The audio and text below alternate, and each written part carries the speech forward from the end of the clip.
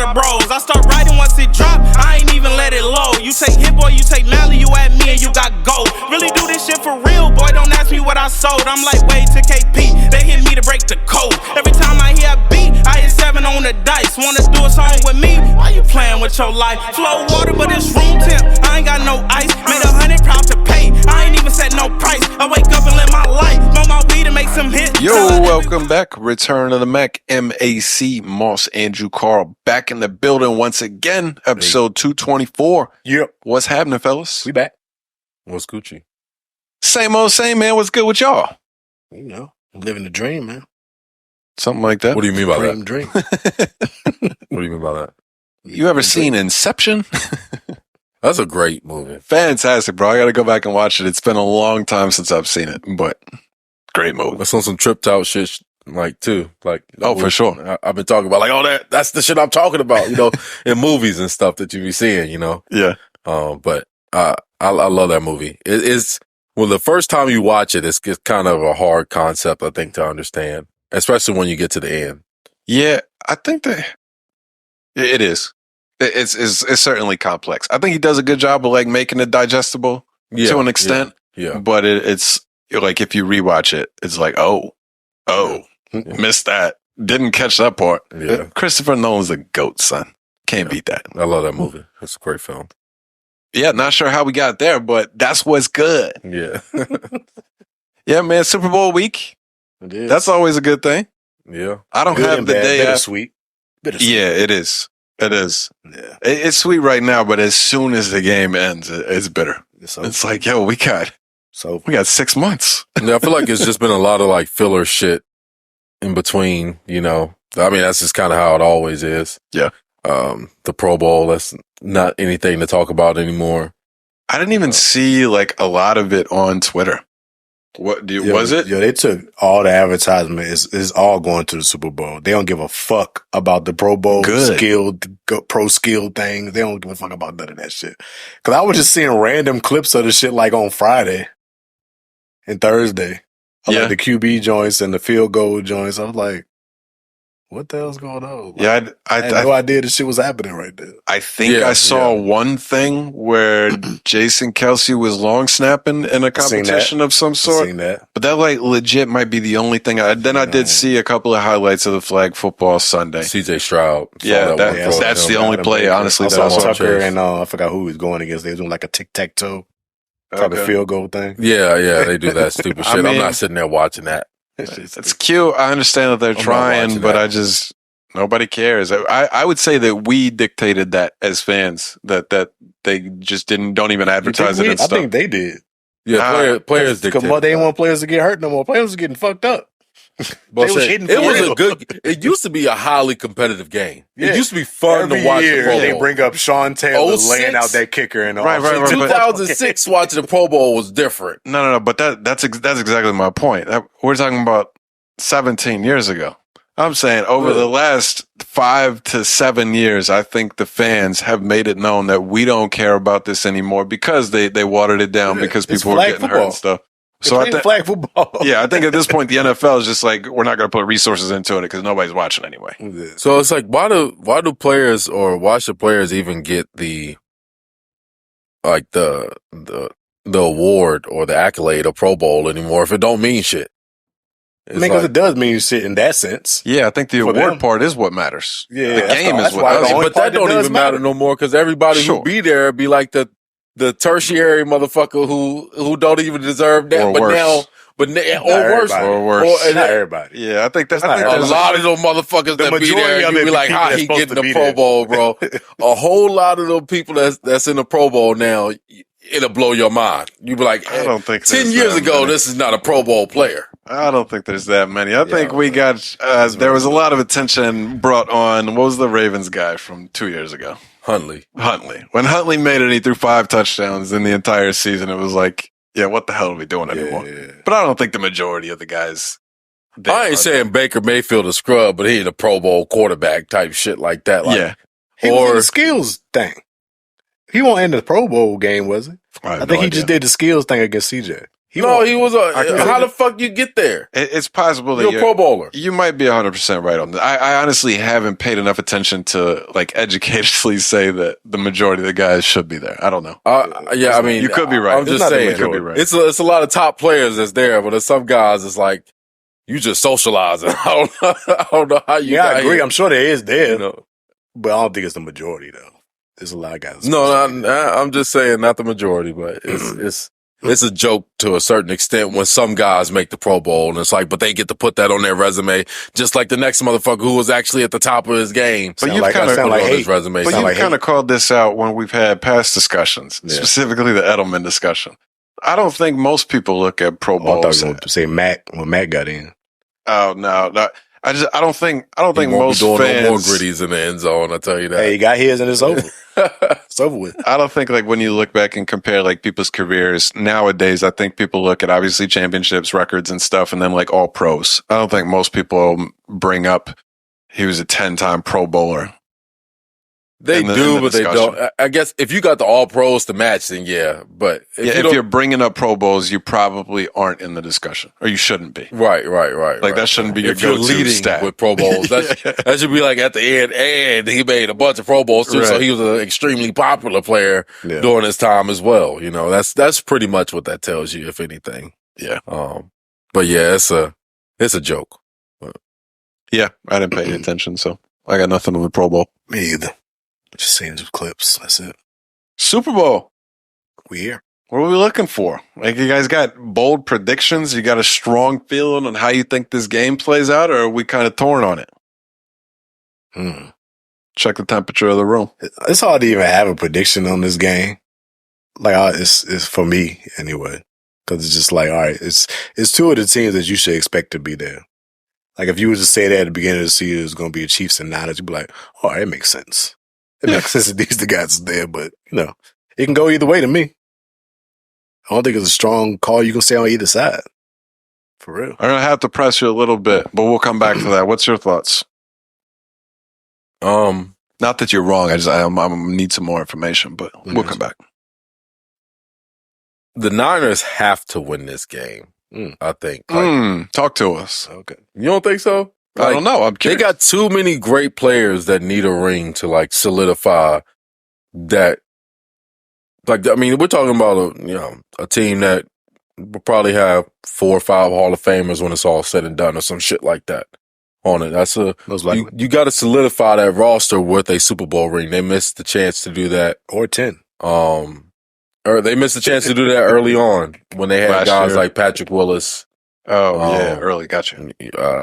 And great players as well. I think of all of the people on the roster at this time, but Alden Smith. It was before Alden Smith. I don't know. Maybe he was a rookie or something but he was a fantastic player. They got to do it for Kaepernick, yo. That's what they got to do it for. I don't think. Do it for Cap. No, but I don't know. They are the better team. Top to bottom. So I expect them to win. But then you just got the Mahomes factor, and Brock Purdy's a fine quarterback, but he doesn't. No quarterback is equal to Patrick Mahomes. So that dynamic makes it it kind of reminds me of that. I know we're going back to the squad, but the Patriots-Rams joint. The Rams was the better team, but the Patriots had the better quarterback. I wouldn't use that game. Why not? Because that's not the game we should expect. Gross. That was the worst. That's why I think but this game could be gross like that. When we talk about something super, we should never bring that game up. You want to just call it the last game of the season? Yeah, that was the last game of the season. Don't bring that up. That game, nobody expected it to be like that. It's like this game. Nobody expected it to be like that. So I think this game could end up being like that just because you think it's a stacked team and you got Mahomes, high scoring. Probably won't. I'm maybe Probably not. won't be that. I'm fine with 20-17. Oh, so I put in an exact score bet for 23-20. I think that's the kind of range that we're looking at. And I agree with Carl that I think the Niners are clearly the best overall team. But it's Mahomes. It's Mahomes, and it's the same mistake that people used to make with Brady. It's just like these guys are different animals. And I thought the Eagles were a lock last year in the Super Bowl.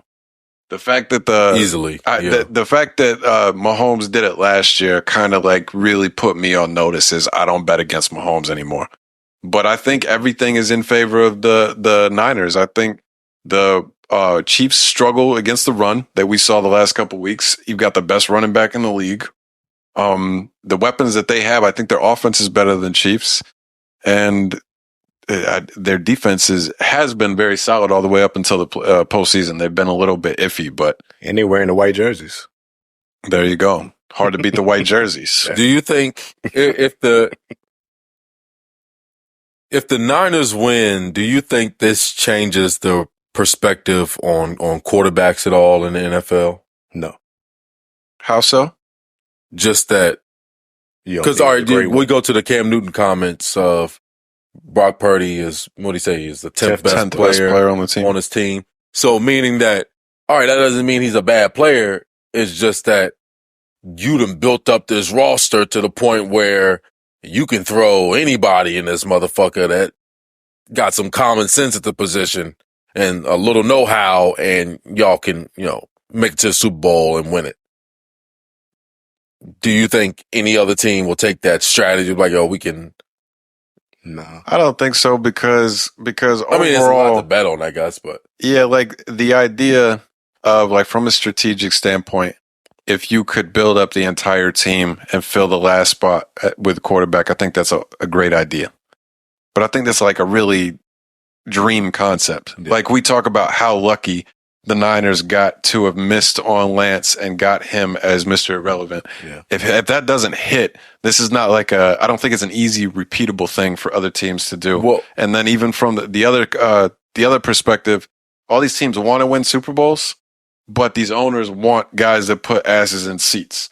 Right. And that is always going to be the star quarterback. That's true. So that's true. I mean, yeah, I get it from that perspective. I was just wondering because it's only one Patrick Mahomes. It's like it's only one Lamar Jackson type guy. So to even think that you can get one of those, it's probably not. It's not that likely. It's like these are once in a lifetime type generational players that. We keep on saying how great Patrick Mahomes is, and you're not getting that. I don't care how people. It's also not as likely to have a Purdy either. Last pick in the draft to be taking you to the Super Bowls back to back. Well, that's probably as unlikely. Yeah, maybe. I mean, for sure. Like both ends of the extreme spectrum. Well, but you're right. You can't find another Mahomes. You can't find another Brady. But for every one of those, like teams that have a Drew Brees weren't upset with who they had. Right. Teams that had Peyton Manning, Josh Allen, Lamar Jackson, like these guys, these teams aren't looking at it like, damn it, we can't get Mahomes. I think there's too much stuff that goes into it. If you only look at it from winning a championship perspective, it probably is one of the best ways that you could do it.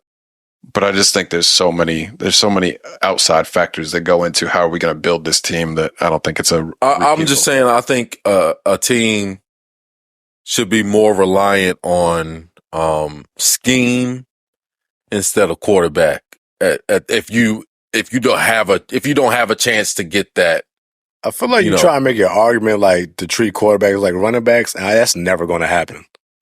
People are never going to be like, "Oh, we can get somebody in the fifth." That is kind of the case you're making. Like, I feel like you try to make that case. No, that's never. I mean, I know happen. you got to have an elite guy, but I'm just saying, like, you really just, Purdy kind of shows it. Like, you really just need a guy who can run your scheme. And yeah, but like they also loaded though. Yeah, so it's a loaded right. But that's what I'm saying. What other team in the NFL has the weaponry that they have? It's not many. I mean, you gotta find a GM like John Lynch to put all that shit together. But it still is like a lightning in a bottle situation because they built the perfect situation. As soon as one of these guys has to get paid, Like what happens when Ayuk is up for a new deal? He's on a contract already, ain't he? I don't know. I think he just signed a deal. Did he make like $20 million a year or something? They got all these motherfuckers under contract. I don't know how it's possible. Kittle got a deal. Debo got a deal. Ayuk is paid, I think. All these motherfuckers getting money. Paid. Yeah, McCaffrey's paid. Yeah, I don't think it's easily repeatable. I think they did something that if other teams could replicate what they did, they would. And if you look at the best team that we've seen outside of them for the past 5 years, the Chiefs, even we've seen them unable to keep guys, and they're just lucky that they are the team that has Mahomes, who can make up for the other deficiencies. And I can't sit here and act like the 49ers aren't a team that didn't try to sell their soul for a quarterback. Yeah, that was their intention. Yeah, they still tried. And that was their intention to go with that model. This is Plan B. Yeah. It might be C. Really, because it was Garoppolo. Yeah, he's the last pick. That's Z. You know what I'm saying? Like, it's true. It's true. But yeah, I wondered about that. How do y'all feel about those Cam comments though about Brock Purdy? Let's say the comments first. Yeah, so his comments were specifically obviously he started with the game manager stuff. And then honestly, in my opinion, as the playoffs continued on, it just became more difficult for him to just simply stand on game manager. Although I still think that was a legitimate stance to have. But then he kind of pivoted to, I'm not saying game manager is a bad thing, but let's be honest, he's the 10th best player on his team. I would say that's true, probably. I didn't go through all of them, but that sounds reasonable to me.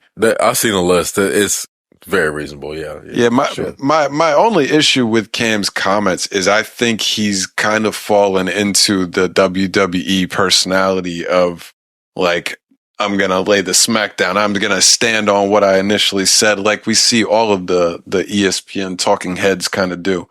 And Cam was a guy that, like most of the NFL players or any professional athletes, kind of always took offense with how they were covered by the media.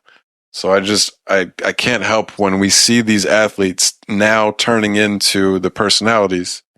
I think that they cover the game very differently than what they would have wanted when they were players, if that makes sense. I think as a personality, they realize you've got to say some wild stuff, and not even wild, but you've got to say things like extreme to get attention. And as a player, I don't think they would like the guys to talk about them the way that they talk about the current players. Probably not. I don't think he's saying anything extreme though. Yeah, I think he's reasonable because he has like points and reasons to why he says he ain't just saying like he like the 10th best player on the team for real. He trash. Like he ain't like just saying that and letting it go. No, but he kind of explains it. No, I agree with that. Yeah. But if it's the 4th or 5th time that he stood on this comment, because it continues to come up because it's a back and forth. Like this is just the media landscape of how sports are done now. Yeah. He has a good game and then it has to go back to Cam to say, well, what do you say about that good game? So if you've got some guy that picks you apart for 6 weeks in a row, like Purdy hasn't said anything, but I'm sure he's not the biggest Cam fan right now. Oh, I'm sure. You know what I'm saying? I'm sure he's not. Yeah, I mean, Cam's doing it for clicks, like right. That is for sure. That's what I say. He found like he knows like LeBron to skip. Yeah. He found his thing. Like he knows that say this point. These talk shows gonna pick it up because they did the first time, so he's gonna double back on it.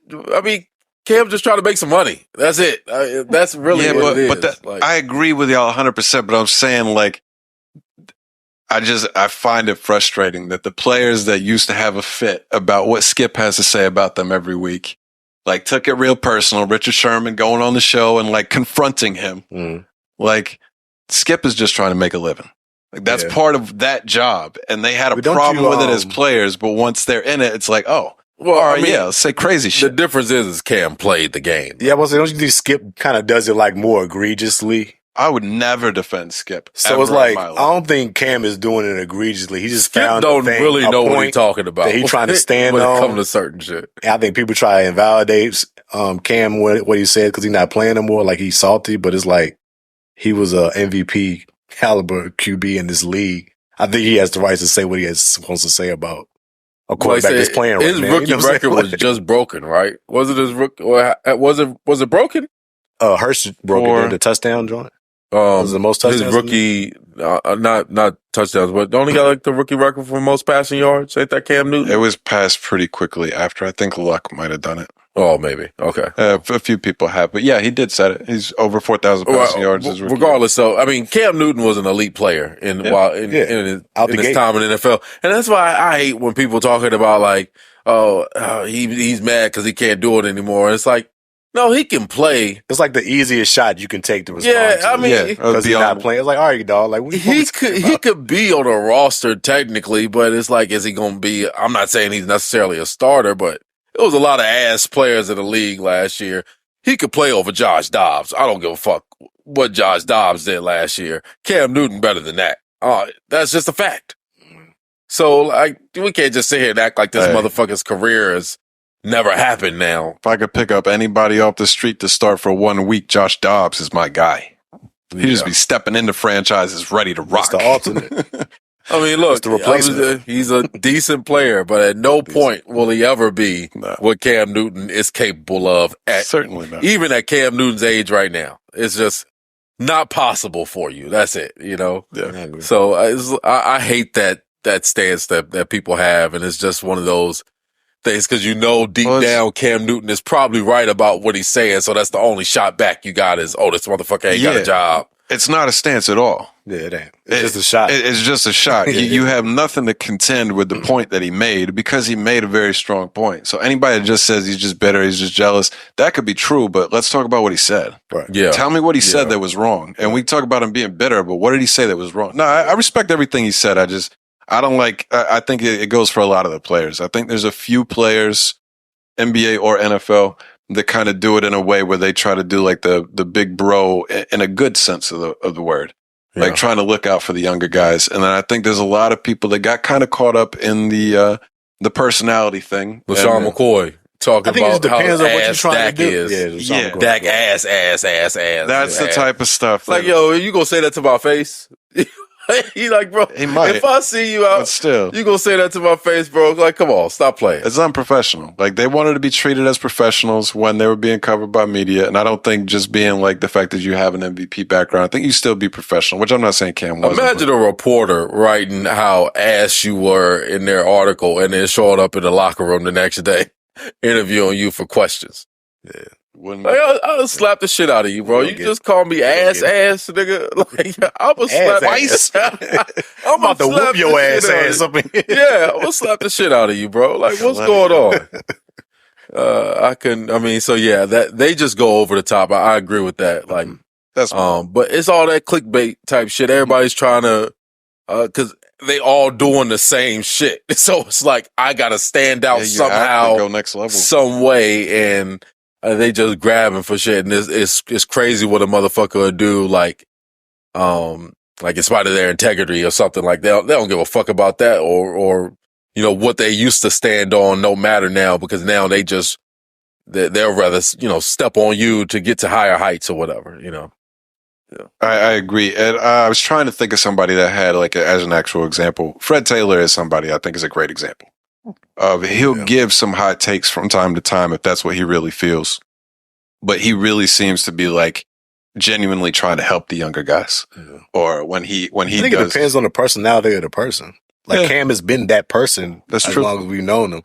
Shady McCoy has been that person as long as we know him. Every time we hear him talk, Fred ain't been that person. So you expect Fred to be cooler, the big bro, big unk type of person to the players. So it makes sense. That's true. Bit, just depending on people's personalities. Yeah, definitely. Yeah, the more wild and flamboyant, if you will, the more attention you're going to get. It's just natural. Okay. But I did mention, before we go back to the Super Bowl, did y'all see any of there was a clip of Cam, talking to Kadarius Toney or at Kadarius Toney? I didn't see that. No, I didn't see that, no.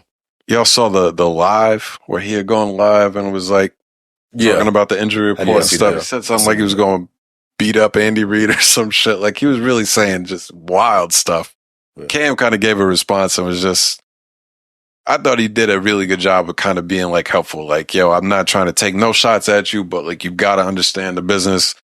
This is not the way to go about doing things. I had times where I, maybe didn't handle myself properly, but I never put myself above the team. It just gave a lot of good advice, I thought.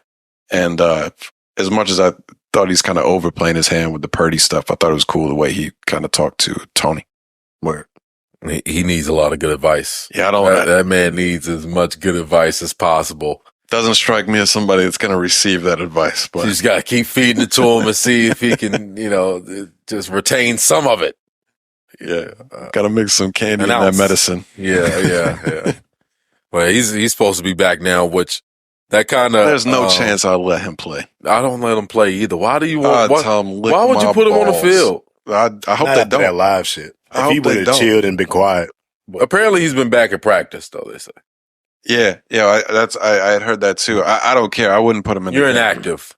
I'd let him dress all the way out and then just don't put him in. I would be as disrespectful as possible if I was a team. Like I wouldn't not even let him dress, man. We're not even going to even put a thought in your head that you're going to get a helmet today. It's probably better that way to just keep him away in that sense, but I would be disrespectful with it. It is what it is. That's how I am.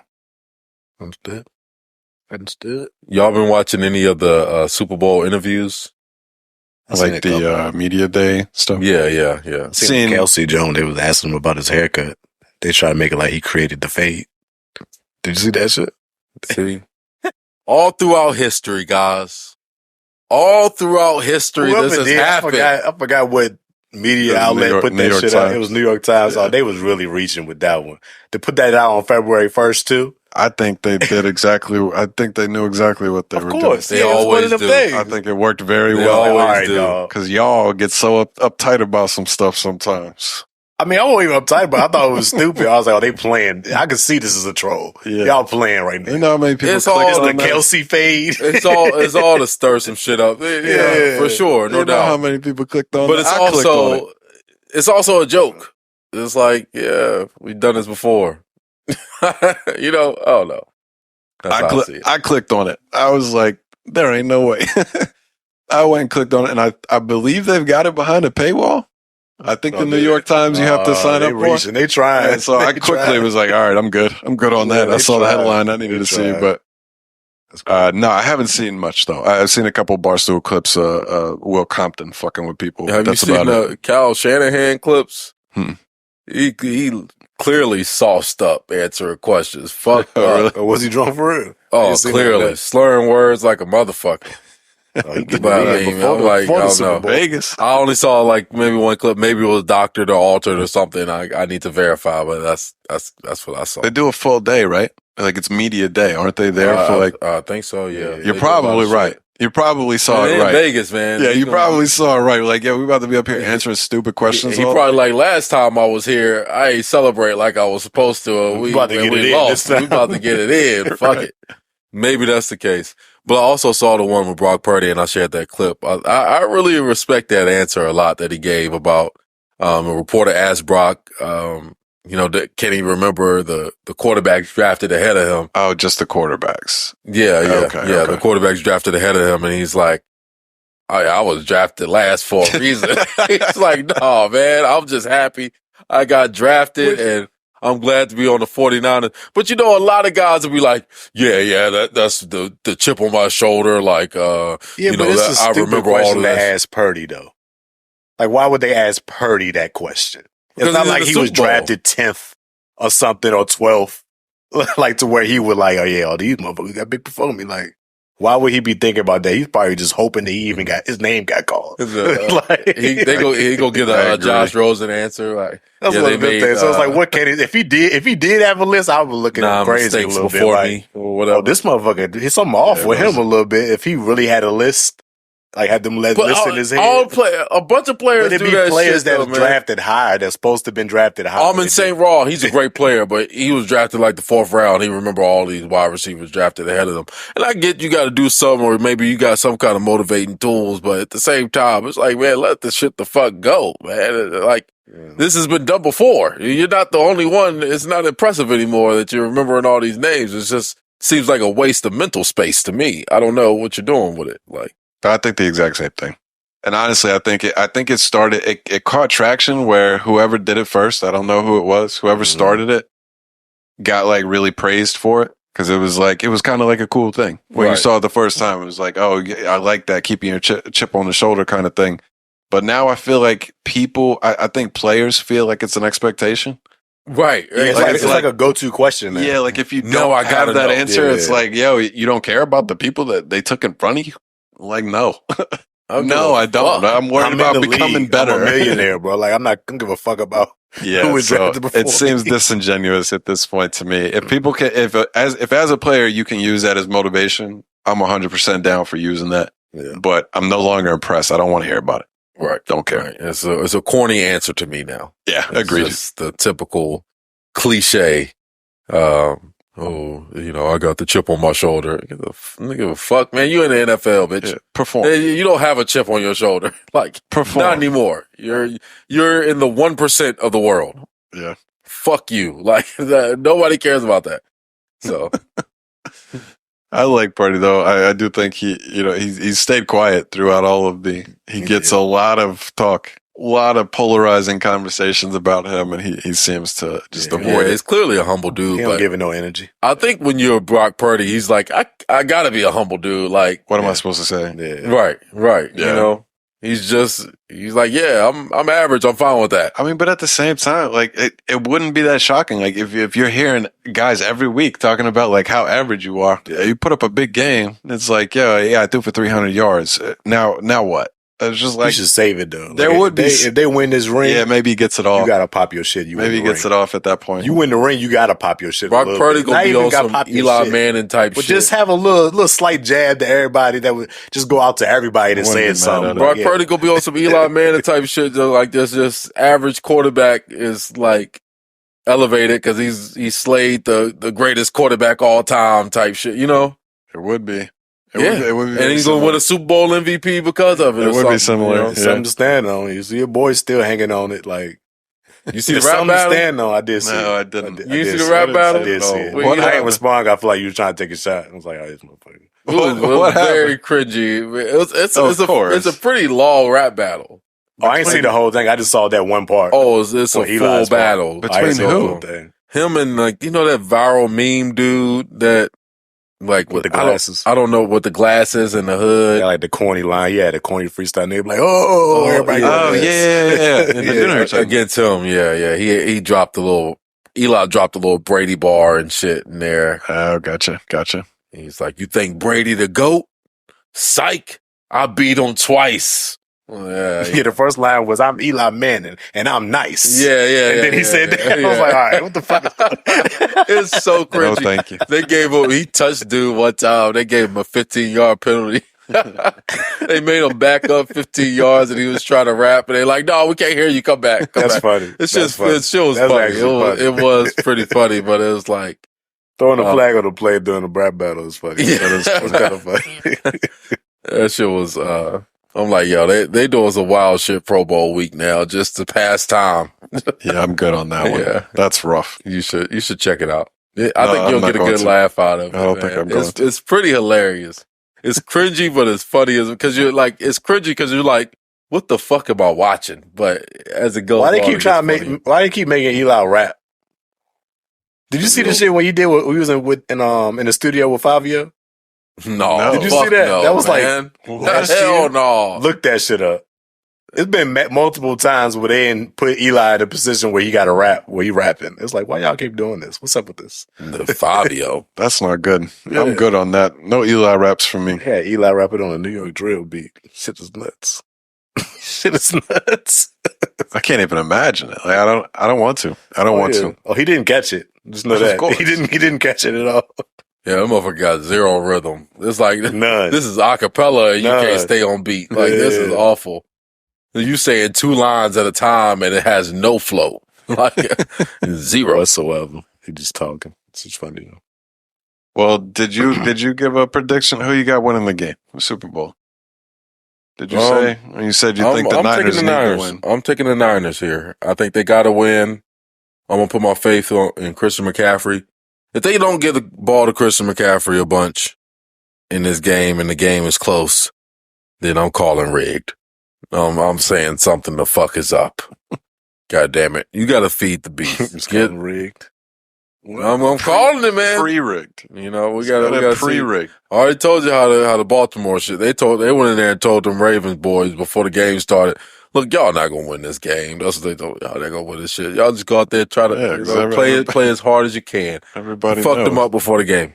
But everybody knows he can't win a playoff game with Lamar. I'm just saying. They told him. They put the conspiracy in place 5 years ago. They let them know. I got that from the spiritual side. 5 years ago, they put Lamar in Baltimore so they could set up this moment. Very possible. But yeah, I think I'm gonna have to roll with the Niners. I'm gonna go Niners 24. 24-20. All right, fair enough. But on your, if you've got a pre-prediction that it's rigged if one thing happens, then you have to admit that it's not rigged if that doesn't happen. You can't play both sides. Sure. All right. So if the Niners if the Niners lose and McCaffrey has a big game, then what? We'll have to see how it unfolds. But no. Like at that point, I don't have setting up extra strategies. Okay. So it's only a Niners loss and they don't give McCaffrey the ball in a close game. All Niners lost. I mean, you're boxing yourself in. I'm trying to give you a little extra wiggle room here. No, it's got to be a close game. That's what I'm like, yo, you have no excuse of not giving this motherfucker the ball a whole bunch the entire game. Well, I have a future from a couple months back on the Niners. $150 would be a nice little payout, plus 600. So I'm going to probably have to cheer for the Niners. Plus, I would really love to see McCaffrey get a ring. And like I said before, I think they are in position that this is their chance. I also still hate Brady, and I love Mahomes. So if they get another ring and can keep on running those rings up, back to back, I ain't mad at that neither. That motherfucker I don't mind the Chiefs at all. Jordan, though, you know, like he is the. We'll see. I was looking last night at comparisons I was thinking about that numerology. First 6 seasons and stuff. What? He's not Jordan. He could be. We don't know yet. He's the Jordan. Yeah, say that. We don't know yet. He could be. Say that he could. Maybe Brady was the Pistons. There's a guy that jumped over Jordan. Who was that? Yeezy. The one that got 7. Yeezy jumped over the jump man. The guy that has 7 of them. Bro, I had to play for 45 years. So. Due to Tom Brady. No, it's never been respect. It's about to be all disrespect. But you know, when you see it, it's just different. It's Mahomes is that guy. He is the best to ever play the position. Like, I agree with you, but look, I was trying to look at the numbers last night, 2 nights ago, whatever night it was. Brady's numbers are insane, bro. Yeah, but I don't even mean that. I was looking at to see like the thing that a lot of people will say for Mahomes' case is that like the first 6 seasons that he's had since he started are incredible.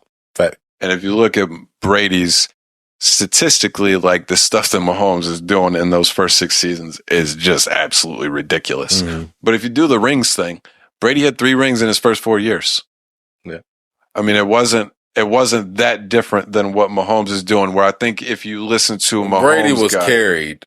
That you can make the case. I hear you, but I'm saying carried. I think a lot of the times people make the case like, of course, Brady's got the more rings and stuff, but they're like, but look at how many Mahomes has this early in his career, and that's not a legitimate argument. That's my only point. Oh yeah, I don't argue. I didn't realize he had 3 in the first 4. That's crazy. Come on, he's not going to win more rings than Tom Brady. I think he could still. It's highly unlikely that anybody will for the next 50 fucking years. I think he can do it though. Then why you? I don't understand. How can you say that after you've been saying he's the greatest? Because motherfucker, Michael Jordan the greatest, but that don't mean he got the most rings. That's the truth about it. It's the greatest motherfucker you ever seen play the game, bitch. It's nothing to do with. Be a bitch. I wasn't calling you. I won't call you a bitch. That was to you. I won't call you a bitch. I was just putting that out in the air because that's how serious I felt about it at the time.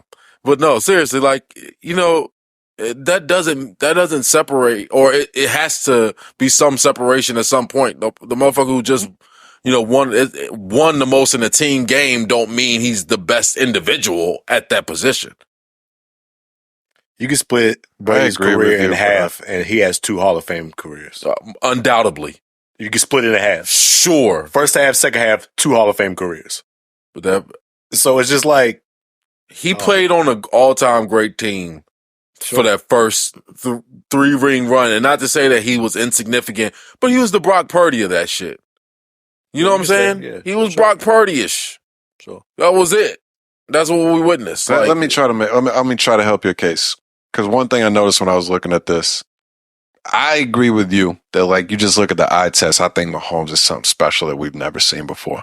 But Mahomes' first season, I almost feel like I got to double check this. It sounds so unrealistic. He threw like 55 touchdowns. He threw 50 touchdowns his first season. Yeah. Like Brady had a 50 touchdown season, but it was like well into his career after he was like established as one of the greats. Well, what we're seeing Mahomes do, well, it was when he got Randy Moss.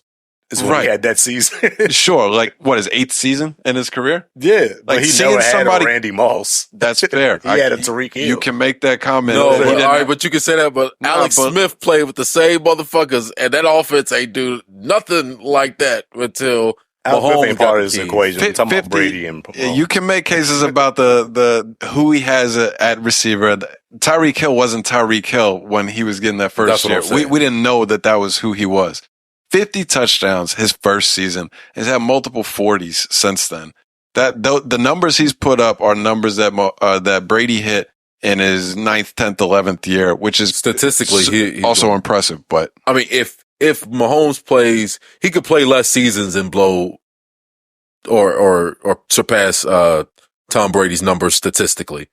I think overall, if he keeps up with this pace, still have to hit like 13 or 14. Brady was the game manager for his first 3 rings. I can say that Brady did more with less for his whole career. Sure, you can make that case. So it's like, but it doesn't take away from the 50 first season. Sure, coming out 50 is the most incredible first season we've ever seen. Sure, he had some guys. He had Hill and Kelsey. Like, I'm just saying, like, that does make a point in it. It does add to it. If he had this wide receiving core his first year, it wouldn't be 50 touchdowns. That's all I'm saying. But he's still making it to the Super Bowl, though. So at this point, it's like, who is it really? Brady. You get what I'm saying? Like, you can't. He's proven a point that it's like, yo, I'm really him. Like, I make this motherfucker go, regardless if a bitch can't get open when the plays start. Like, I'm gonna make something happen and make it shake, and boom. Sure. I don't know. The same. He said the same. Your whole case is he had Kelsey and Tyreek Hill. That's not my whole case. So but those he are good players. His first 3 rings was him being a manager because we had a defense. All right, you can say that. You got to bring up the context with Mahomes too. Yeah, but Brady played with the greatest tight end of all time too. Like for a long time. Not for the first 3 rings. Not for the first 3. Walker and Edelman were pretty good guys too. Like, it's a Hall of Famer. Deion Branch was pretty fucking good when he was playing. Like. He wasn't a bad player. Maybe that's not the best example. Like, Deion Branch had a great couple seasons. He played with Randy Moss. But I'm just like, come on. It is what it is. I didn't mean to go full Brady Mahomes on this, but if you look at his numbers, I was surprised to find out that Brady had won 3 in his first 4 years. I didn't realize that. Yeah. I didn't remember it that way. So that was something that was impressive to me. But then when I flipped over and was looking at Mahomes and just stats, he's at an all-time great level right out the gate, which is just ridiculous. For sure. 2 unicorns, for sure. And you got no argument. Generations. This is the offensive league now. Mm-hmm. Brady came in. It was a defensive league. For sure. Run the ball. It was a defensive run the ball league. It wasn't a high. Y'all had, what was the running back? Corey Dillon? We had a lot of guys back there. But so it's a lot of factors you could put into play of that. For sure. To where it would. No doubt. And quarterbacks were managed differently too. Like you didn't have the expectation of coming in necessarily and you weren't throwing the ball 35, 40 times a game. Hell no. That was not happening. 15. That was 15. We see that on a regular Sunday 1 o'clock game now. Your running back might have 35 carries. You don't see that shit no more. Yeah. Like one guy get 35 carries. You used to see that shit on a regular basis. Motherfucker averaged 3.5 yards the whole game. Like, another 100-yard rushing performance. You like, they just kept giving him the ball. But yeah, definitely a different time, but still, just the capabilities that Mahomes has surpasses any quarterback we've ever watched. That's plain and simple.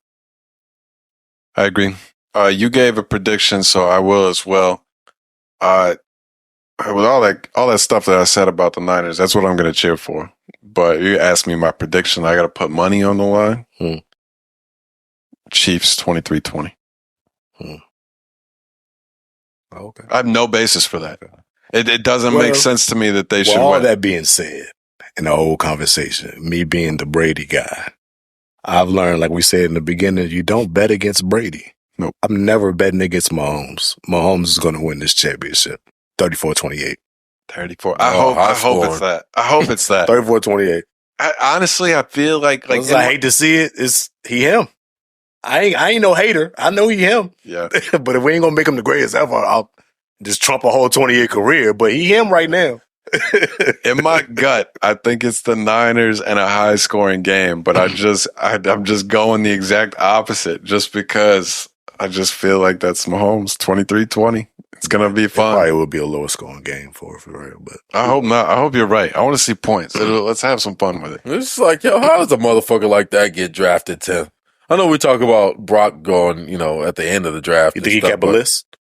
Huh? Did he keep the list in his head? I know he know that Mitch Trubisky was drafted ahead of him. I'm sure he's well aware of that. Bears fans are well aware of that as well. That's funny. I mean, holy shit. How can you be so wrong about a motherfucker where he's being the greatest fucking player? I'd never heard of Patrick Mahomes. I don't watch every what at the time when he got drafted. Oh yeah. Never heard of this guy. Who y'all talking about? No, I'm talking about when he got drafted. I didn't know that name. I didn't know his name until he started the first season that he started playing. I wasn't paying no attention to the backup to Alex Smith. Yeah, I'd never heard of it. They killed him. Like they say it was a bad pick. They used to kill him. He's Texas Tech, right? Texas Tech. I thought he was. When I saw him, I was like, "Yo, this is Brett Favre with less interceptions." Well, Texas Tech was known at the time. They had a reputation for being the high-powered offense that their quarterbacks didn't translate well to the league. Throw for like 700 yards in a college game. Yeah, him and Baker had the crazy game that they always bring losing, up. But Mahomes' stats in that game, he threw for like 700 yards and like 6 touchdowns or something crazy. It's like, all right, I'm drafting this dude. I don't give a fuck what y'all talking about. I don't even remember the guy's name, but whoever was the quarterback when Crabtree was at Texas Tech. Like, do you know who that is? No. Me neither. And he put up crazy numbers back there, too. Like, there was a reputation. But he also had Michael Crabtree, like the greatest college wide receiver of all time. You don't know who the fuck Mahomes was throwing it to. Yeah, but you don't know. That's a difference. When he was drafted, he's not Patrick Mahomes. All you look back and see is there's a string of Texas Tech quarterbacks that put up big numbers in college with this air raid offense that didn't make it in the league. So I think that's the reason why not everybody was like, "Oh, I gotta have that guy." Nobody really knew that until they saw it in real time. Like that's an ignorant stance when you're looking at. You think that now? Yeah, you didn't. You were on Mahomes like that before he started. I don't know. I can pull up receipts. I ain't gonna look up for him right now. But I was extremely high on Mahomes. Like I said, I thought he was Brett. My comp was Brett Favre with less interceptions. He's better than that, of course, but. That's a Hall of Fame quarterback. Graham Harrell, I believe, is the quarterback's name. Yeah, I'm not familiar. Yeah. But I think when you're looking at a quarterback, though, like, all right, did he put up a lot of numbers? Okay, cool. But it's like, what did he put up a lot of numbers with? I don't know a motherfucker that Mahomes was throwing to in college. Same thing as like Lamar Jackson. I don't know a motherfucker that he was throwing to in college. I just know they was winning and he was putting up crazy numbers. So at that point, it's like, it's him. It ain't got nothing to do with the rest of these motherfuckers. They just existing. But this motherfucker really playing the game. You get what I'm saying? Like, that's how I look at it. I hear you. It's still college, though. It's a lot of weak-ass teams in college. Yeah, college. Sure, but it's way more weak-ass teams. But everybody else ain't doing this shit. You get what I'm saying? Like, then everybody would put up numbers like this with nobody around them. I think they do. That's why I don't care about college. I don't games like be college. Ridiculous looking sometimes. Like, what the fuck is the defense doing? Is there any defense in these games at all? Hey, if you call it, you got it right. Good job. Good job. If you called it, you got it right. I'm not saying you didn't. I'm just saying. I mean, I can look it up. But if you saw it, you probably would have thought that Graham Harrell and the other guys ahead of him. I'm not gonna believe it at Texas Tech. What you mean? I'm just not gonna believe it. Because I ain't on him and nobody talk about Mahomes like that before he started. But you know I'm into the draft shit. I do. Sure. Historically, so. But yeah. I mean, I think it's just like, man, it's crazy. People watch all this film and couldn't even. You let this motherfucker fall to Andy Reid, y'all tripping. But hey, man, hindsight's 20/20. Yeah, off the tops. Sometimes even better. That's true. I don't know what that means. I don't know what that means either. It could be interpreted multiple ways, I guess. I'm not sure. Any other Super Bowl ideas or thoughts? I don't really have any. I'm just excited to see it. Yeah, I'm just ready for the game, man. Now, where y'all watching the game at? I was probably gonna be at the crib. Where you watching the game at? I'm gonna be in Richmond. Rich what? Yeah. For what? Why's that? Celebrate, turning up. You know what I'm saying? Living life. Yeah. to the fullest. You feel me? So you're just not going to tell us Can why we you're get some going? more detail on the situation? No, it's Shannon's birthday, or like as we celebrating her birthday. Guy's an idiot. He's an idiot, bro. Oh, damn. So is you gonna be able to watch the Super Bowl? What? Yeah, we're going out to go watch the fucking. Everybody gonna be watching the Super Bowl. It is. I mean, where can you go when the Super Bowl is not going to be a thing? You know, I mean, sure. Most places. So I'll post it up at wherever the spot is. We'll probably go to like some kind of sports bar or something and watch it, or I don't know, go somewhere. I don't think I've ever watched the Super Bowl in like a bar or like out somewhere. Yeah, I haven't Usually at somebody's house. I gotta be honest, I wouldn't want to do this. Experience. I would not be excited about this personally. Yeah, that's how I'm looking. I'm like, I wouldn't want to be out somewhere. The Super Bowl party at somebody's house is just one of the most fun experiences in my life. That's a fact. And I'm going to Moose's, which I always go to. My man does it up big with all of the food and stuff. He's got squares that we'll sign up for candy giveaways. We'll be gambling. It's going to be awesome. That's fine. I mean, worst come to worst, we'll just watch the shit in the room and order some food or something. You can't have a bad Super Bowl experience, I suppose. Yeah, I mean, I'm not concerned with that. Oh, no. Don't get arrested. That would be a bad experience. Super Bowl in the hotel room just sounds pretty bad. If I was to rate them, I mean, I could think of way better, but I wouldn't be sitting there and be like, "Yo, this sucks." You know what I'm saying? You watching the game? Get some wings, orders a pizza. No, I mean, it's gonna be some places where we're staying that's in the area, sure it'll be a good time. Walking distance. So probably just pop into a bar, you know, maybe watch till halftime or something like that. I don't know. We'll see. Skip the halftime? Oh, I don't give a fuck about the halftime performance. You don't like the halftime though? That's when I go take my shit normally for the game. Well, that's crazy. That's like a part of the game. I gotta get food, but I'll watch it. I'm gonna watch Usher. You gonna go crazy? It's gonna be fun. I like last year's. I mean, I'm not saying I don't. You watch the West Coast? I'm not saying I gotta watch the halftime performance. Like that's no. If I gotta go take a piss or something, it's kind of wild. It's kind of wild for the Super Bowl. If you gotta use a bathroom, you gotta use a bathroom. But like, I'm not gonna intentionally miss it. Yeah, like, it's literally like probably one of the biggest performances of the year. Yeah, like it's a big discussion the next day. It's not like it's just some rinky dink ass halftime show. It's the performance. I don't give a fuck about it. That shit like extra 15 minutes because it's the performance. Yeah, 30-minute halftime. 30-minute halftime is really is long, like because it's one of those. So it's like taking a long shit, my guy. Yeah, that's the ones I like. Peace. Anyway. A man like me, that's where I find my peace now. Come on, my best thoughts. I do too, to be honest with you. That and in the shower. But let's continue on to something else. Jameis Winston. Yeah. I might be all in on Jameis as my favorite player of all time. Straight up. I love this dude. Y'all should sign him. He was hilarious. He's funny. Nah, I don't want. I'll take him. Fuck it, I'll take him. I mean, he had like you should. I can't believe you haven't thought of this already. When we was having a conversation a couple of weeks ago about him not being the winner, like he got wins in his name. I never. The first four letters of his name is wins. But that would have been a great comeback. He is a winner, though. I mean, you could say it, maybe not in the NFL, but collegiately. You just killed your whole argument with the next sentence, bro. What are you talking about? He is a winner, just not in the pros. Oh wait, who was it? Collegiately, he's like the greatest quarterback of all time, or like one of the most winningest quarterbacks in college history, right? Yeah, Tebow's got to be up there. Probably so, but I mean, Cam did it all. Didn't he go to back-to-back? Was pretty incredible. Jameis went to back-to-back national title games, didn't he? I don't recall. I remember the Calvin Benjamin. They had back-to-back undefeated seasons, or he went like 26-1 or something in 2 football seasons, bro. Could be some shit like that. I can't remember. So, Jameis Winston is an elite player. Once you become a pro, that college shit you can't be bringing up as him being a winner. Yeah, that's a tough sell. Like this is one of those things that like you would only make that point for Jameis if it was a quarterback that you didn't like. It was like, yo, I'm a winner. I won in college. Number one pick. Like most top QB picks are winners in college. That's true. Like that's the reason they're top picks in the draft, except for Justin Herbert. I don't know if you caught any of that. Who? What? Justin Herbert. Oh, Herbert. Somebody has some comments about Herbert never won at any level, and they had like. Is it that bad? I ain't know his history like that. It's apparently true, but I don't know. Well, it was.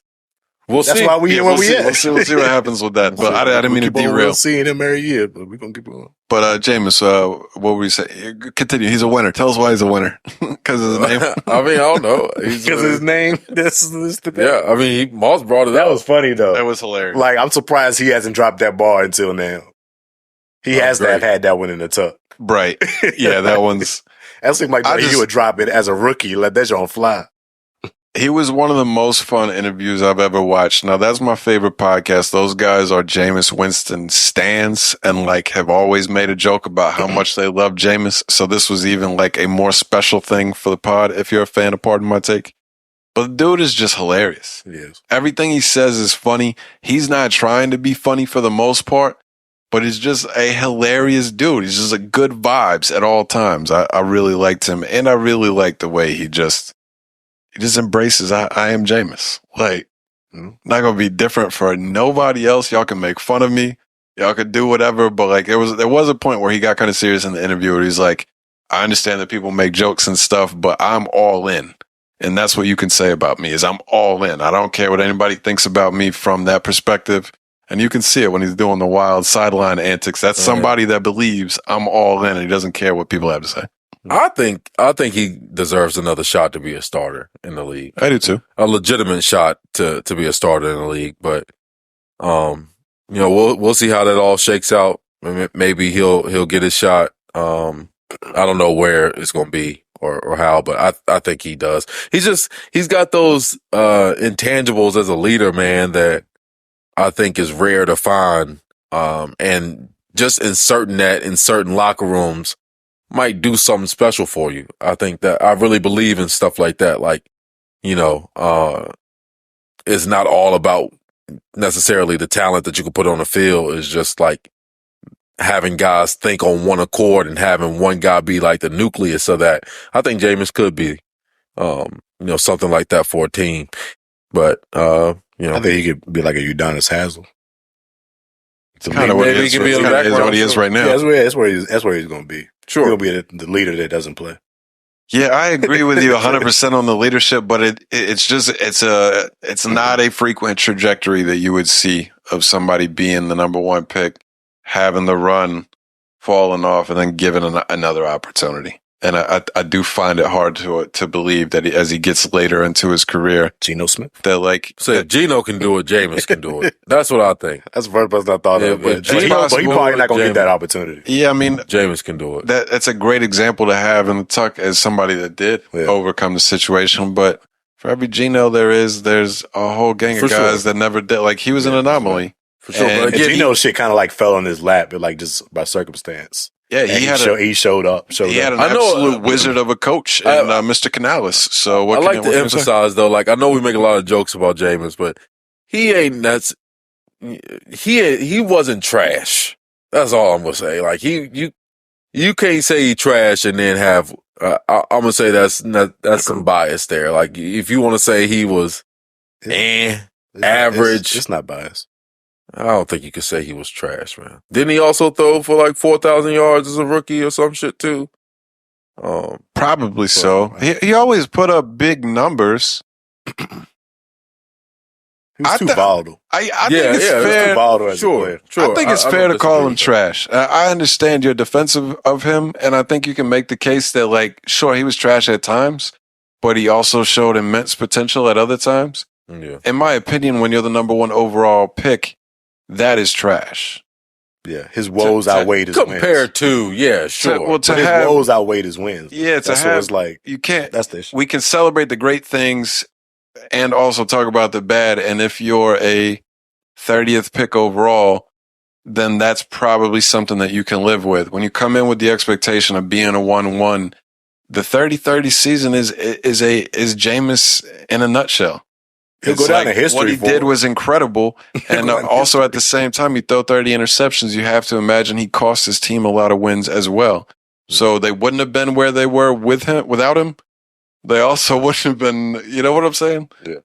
Yeah, I mean, I don't know. But it's other factors at play with Jameis' career as well. But we've laid all that stuff out too. So I like him. I'm a fan. I never like really disliked him as a person. I just thought he was a goofball. I have more respect for him when you hear him talk about like even silly stuff like the eating the W's.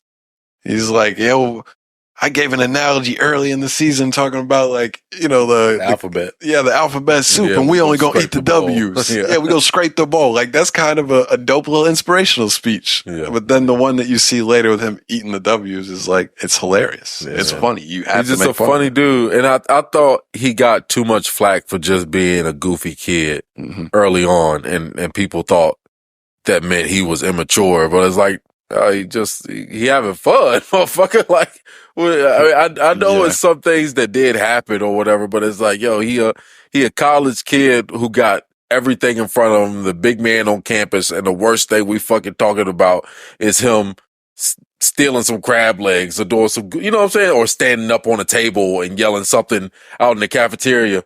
We see kids do this shit like that all the time. Like, we're not talking about him getting arrested or, shit like that happened with Baker Mayfield, this motherfucker running from the cops. You know what I'm saying? Like, This to them crab legs, though. He got a story about that. Like, the dude told him that he could take them, and then all of a sudden it was a big deal. I don't know. But, I mean, come on. This motherfucker gonna steal some crab legs. This Jameis Winston, everything for free around Florida State for him. Like, ain't nobody making him pay for nothing. Come on, man. Let's talk about a national champion. Stop playing. But, I just thought he got too much flack for that kind of stuff early on, and it just kind of stuck with him. So, yeah, he's got a special place in your heart, man. I like that you continue to hold him down. It's honorable. I mean, I'm not going to sit here and say this motherfucker going to ever win an MVP, but he got something there that's like a team can ride behind that through the good and bad. If you just find the right group that say, I don't know, that.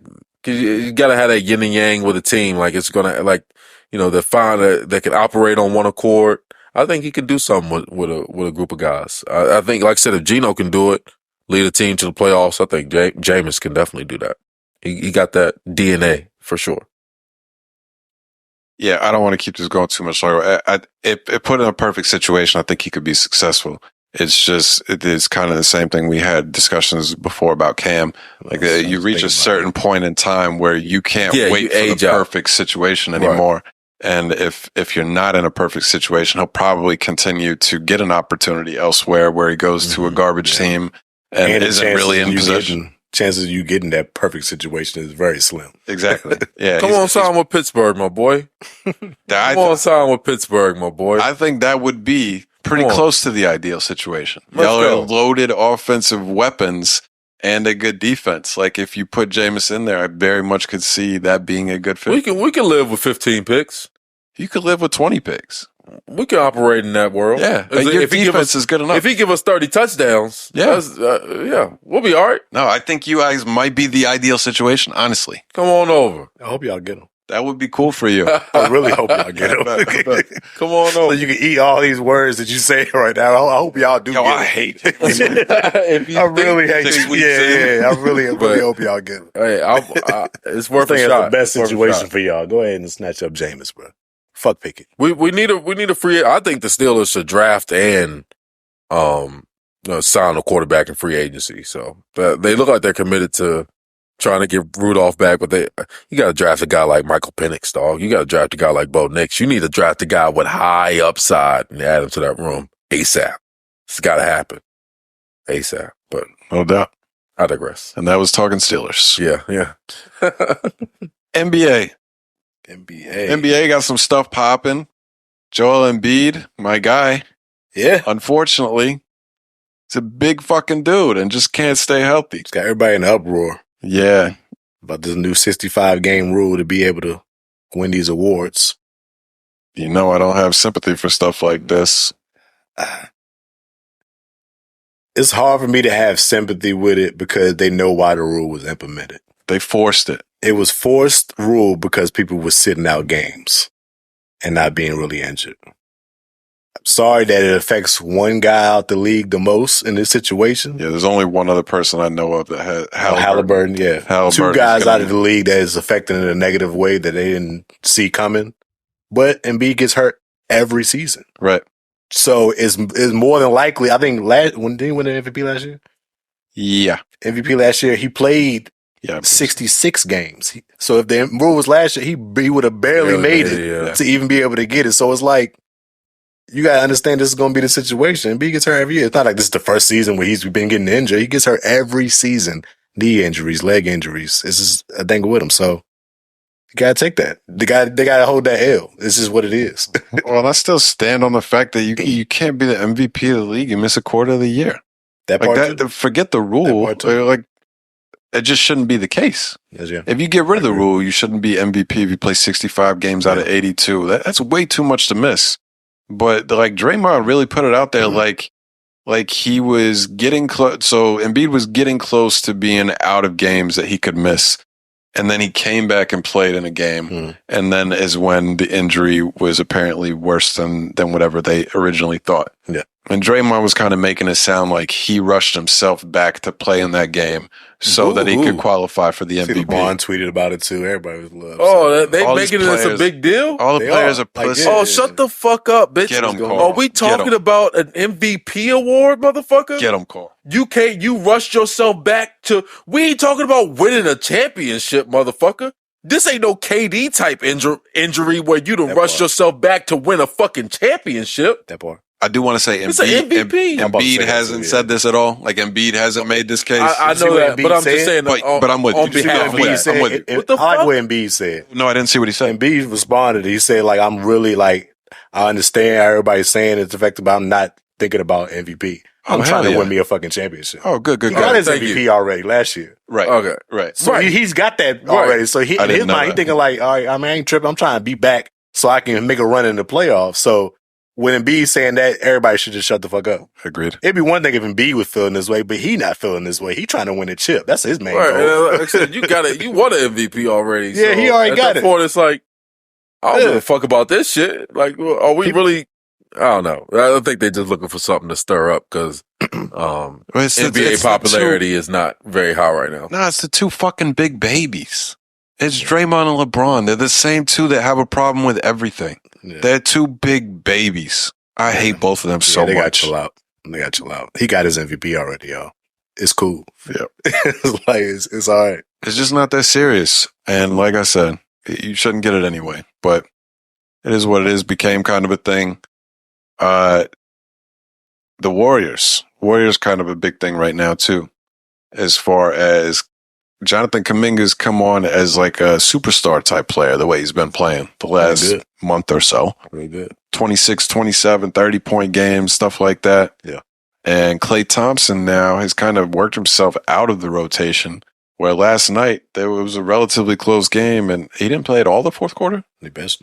The entire fourth quarter he sat. Kuminga's out there, the other rookie dude with the weird name, some foreign guy, Przybolutsky or some shit like that. Yeah.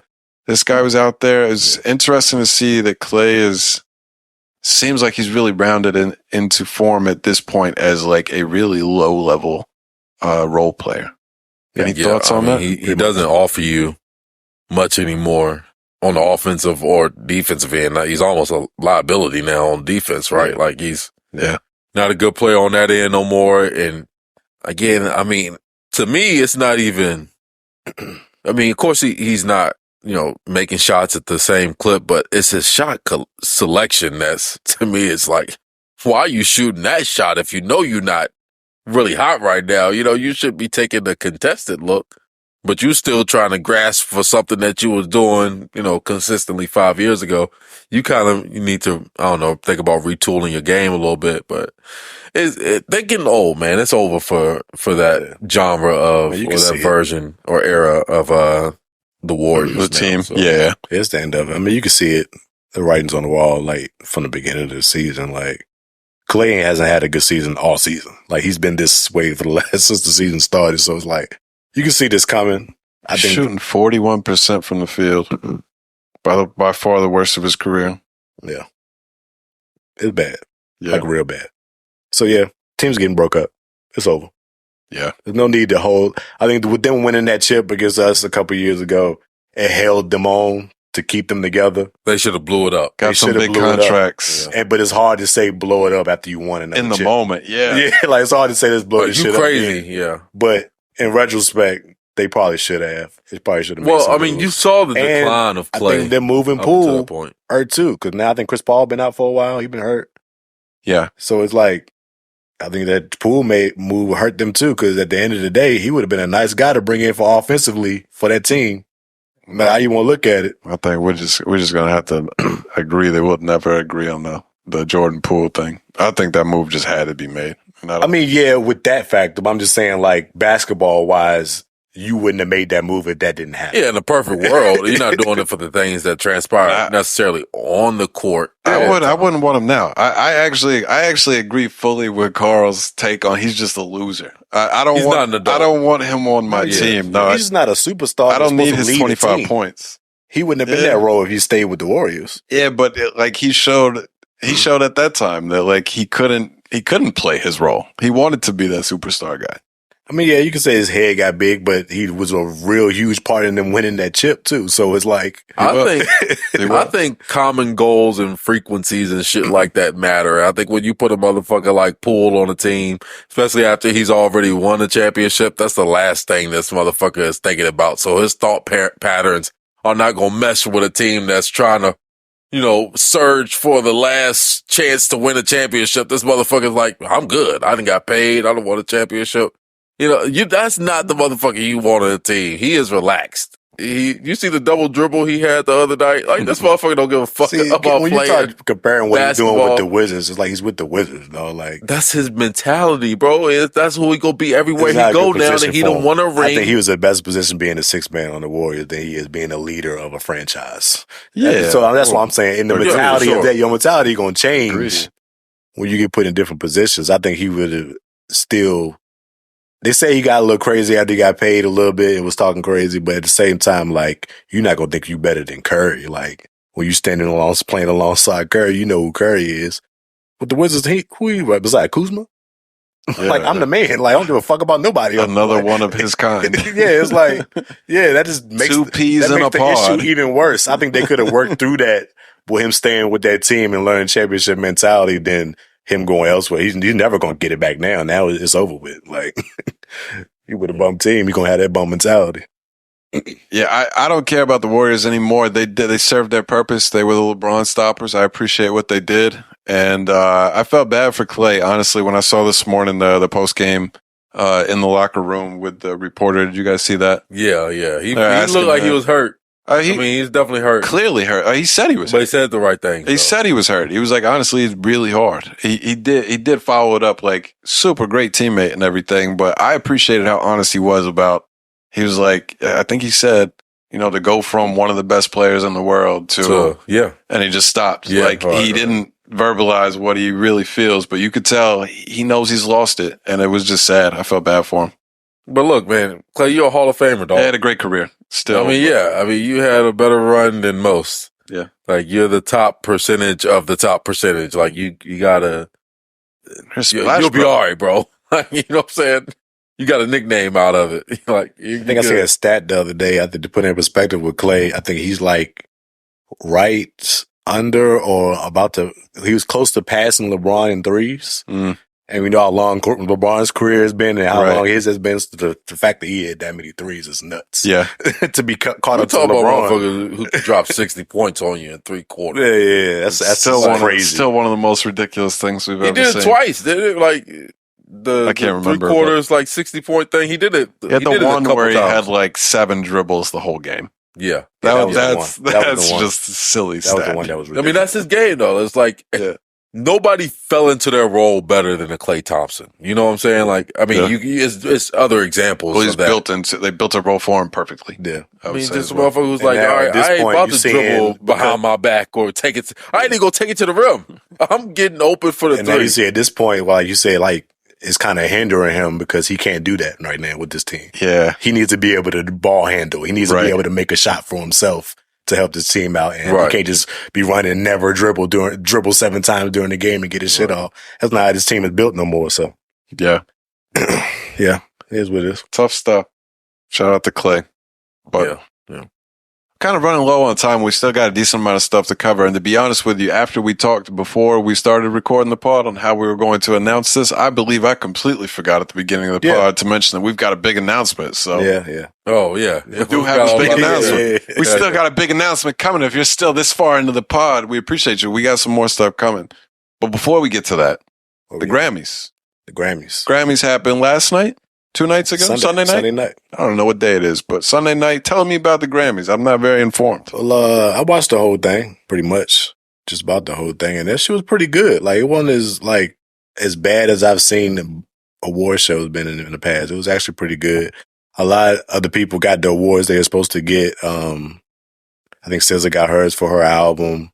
Who else went crazy? Of course, Killer Mike. He swept all the rap awards. And they're still not televised, which is still wild to me. But and what do you mean when you say so? They just play the award show, and that's not part of the show at all. No, it's some awards that they give out before they start showing the show on TV. Well, why would they do that? I don't know. I mean, it's a lot of awards. They give out a lot of awards during the Grammys, but the fact that the rap categories aren't televised is wild to me. Like, I don't understand why that's still like, you know what I'm saying? It doesn't make sense to me at all. So what categories are televised? Best artist, probably best artist, best pop album. Can we? Are we 100% sure on this? I didn't watch. I'm not trying to say that you're lying or nothing. What, the rap category? Yeah, I just can't imagine that's true. Positive. I can't imagine. I watched it, bro. It happened before they started airing. I saw him. He had got the award before the show even started. For the rap album of the year, maybe like for the rap album of the year, for the rap song of the year, and he won the third one. I forgot what the other, maybe songwriting. I forgot what the third one was. Yeah, I can't remember the third one either. I got him on my. It was performance. It was rap performance of the year, song and album. Yeah, those were the three. Yeah, none of them was televised because he won all three of them. I never seen him during the show. That's wild to me. I don't understand that shit at all. But shout out to Killer Mike. Like, I think I've been saying like all year. I think that Michael album was one of the best rap albums of the year per se. It was up against Drake and 21's album. Travis King's Disease 3, Utopia was in there, and I'm missing one. I don't remember either. Yeah, it was something like that. But yeah, a lot of people, he been getting a lot of hate for real because all the kids, who the fuck is Killer Mike and all this shit. It's like, yeah. But it's one of them things where it's like, I feel like they got it right, even though a lot of times they had messed it up because they'll like put whoever did the best numbers. I don't think his album did the best numbers out of all those. It was the lowest by far. The lowest out of all. It was like 72 million, I think, where like Travis and Drake were in a billion streams or something. Yeah, the numbers was crazy. So people was talking like, how could he win that negative number? But it's like, we're talking about the best album, and if we're basing it off just what the album was and not the numbers of the album, I feel like it was fair. It made sense to me. It was an incredible album to me, which I like those other albums too. But who votes on the Grammy, or who's behind this? Nobody knows really. I have a problem with that. Yeah, that's a big. They gotta show their face. That's a big issue. That's a big issue. Motherfuckers gotta speak on that shit. Like, where is their Breakfast Club interviews? The Grammy fucking. Yeah. Where are those people at? I've never heard of anybody be like, yeah, I casted my vote. Well, do you have any information about this? No, I don't. No, I believe part of the like controversy behind the Grammys has been that people have brought that up, that it's like like a board almost. And they don't know who the actual people are. I really don't know, but I've heard a lot of industry people can have votes too. Like people that's in the music industry, like artists like that's kind of my understanding, is that it's a board is not the right word that I'm looking for, but it is people committee. Committee, like similar to like the Hall of Fame type of thing. So I don't know how everybody is qualified, but they are supposedly people within the music industry of some sort. Yeah, but I don't know. I couldn't confidently say that. That's just my understanding. I mean, and from what I haven't found a real definite. From what I'm seeing, it does sound like it's talking about being part of the pre-prime time telecast or something. Yeah. So yeah, that's absolutely crazy. Yeah, that's wild to me. I don't understand. That blew my mind. Like to be start trying to get things right, but you still not televising the rap categories. It just doesn't make any sense. I got to be honest. I wonder if that was the case in previous years. I wonder if the fact that Killer Mike was the winner did that. If Drake won that, they're not televising that. Yeah, but Drake been boycotting the Grammys for a while now, so he's never going to show up. Right, but well, yeah, he's not going to be there. But no. All right, fair enough. Show up, though. If Travis won, that would have been a televised thing. Like he was a performer and stuff as well. Yeah, people don't know Killer Mike. I wonder if Killer Mike had anything to do with it. But to TV, but either way, it still is ridiculous. It still would be insane.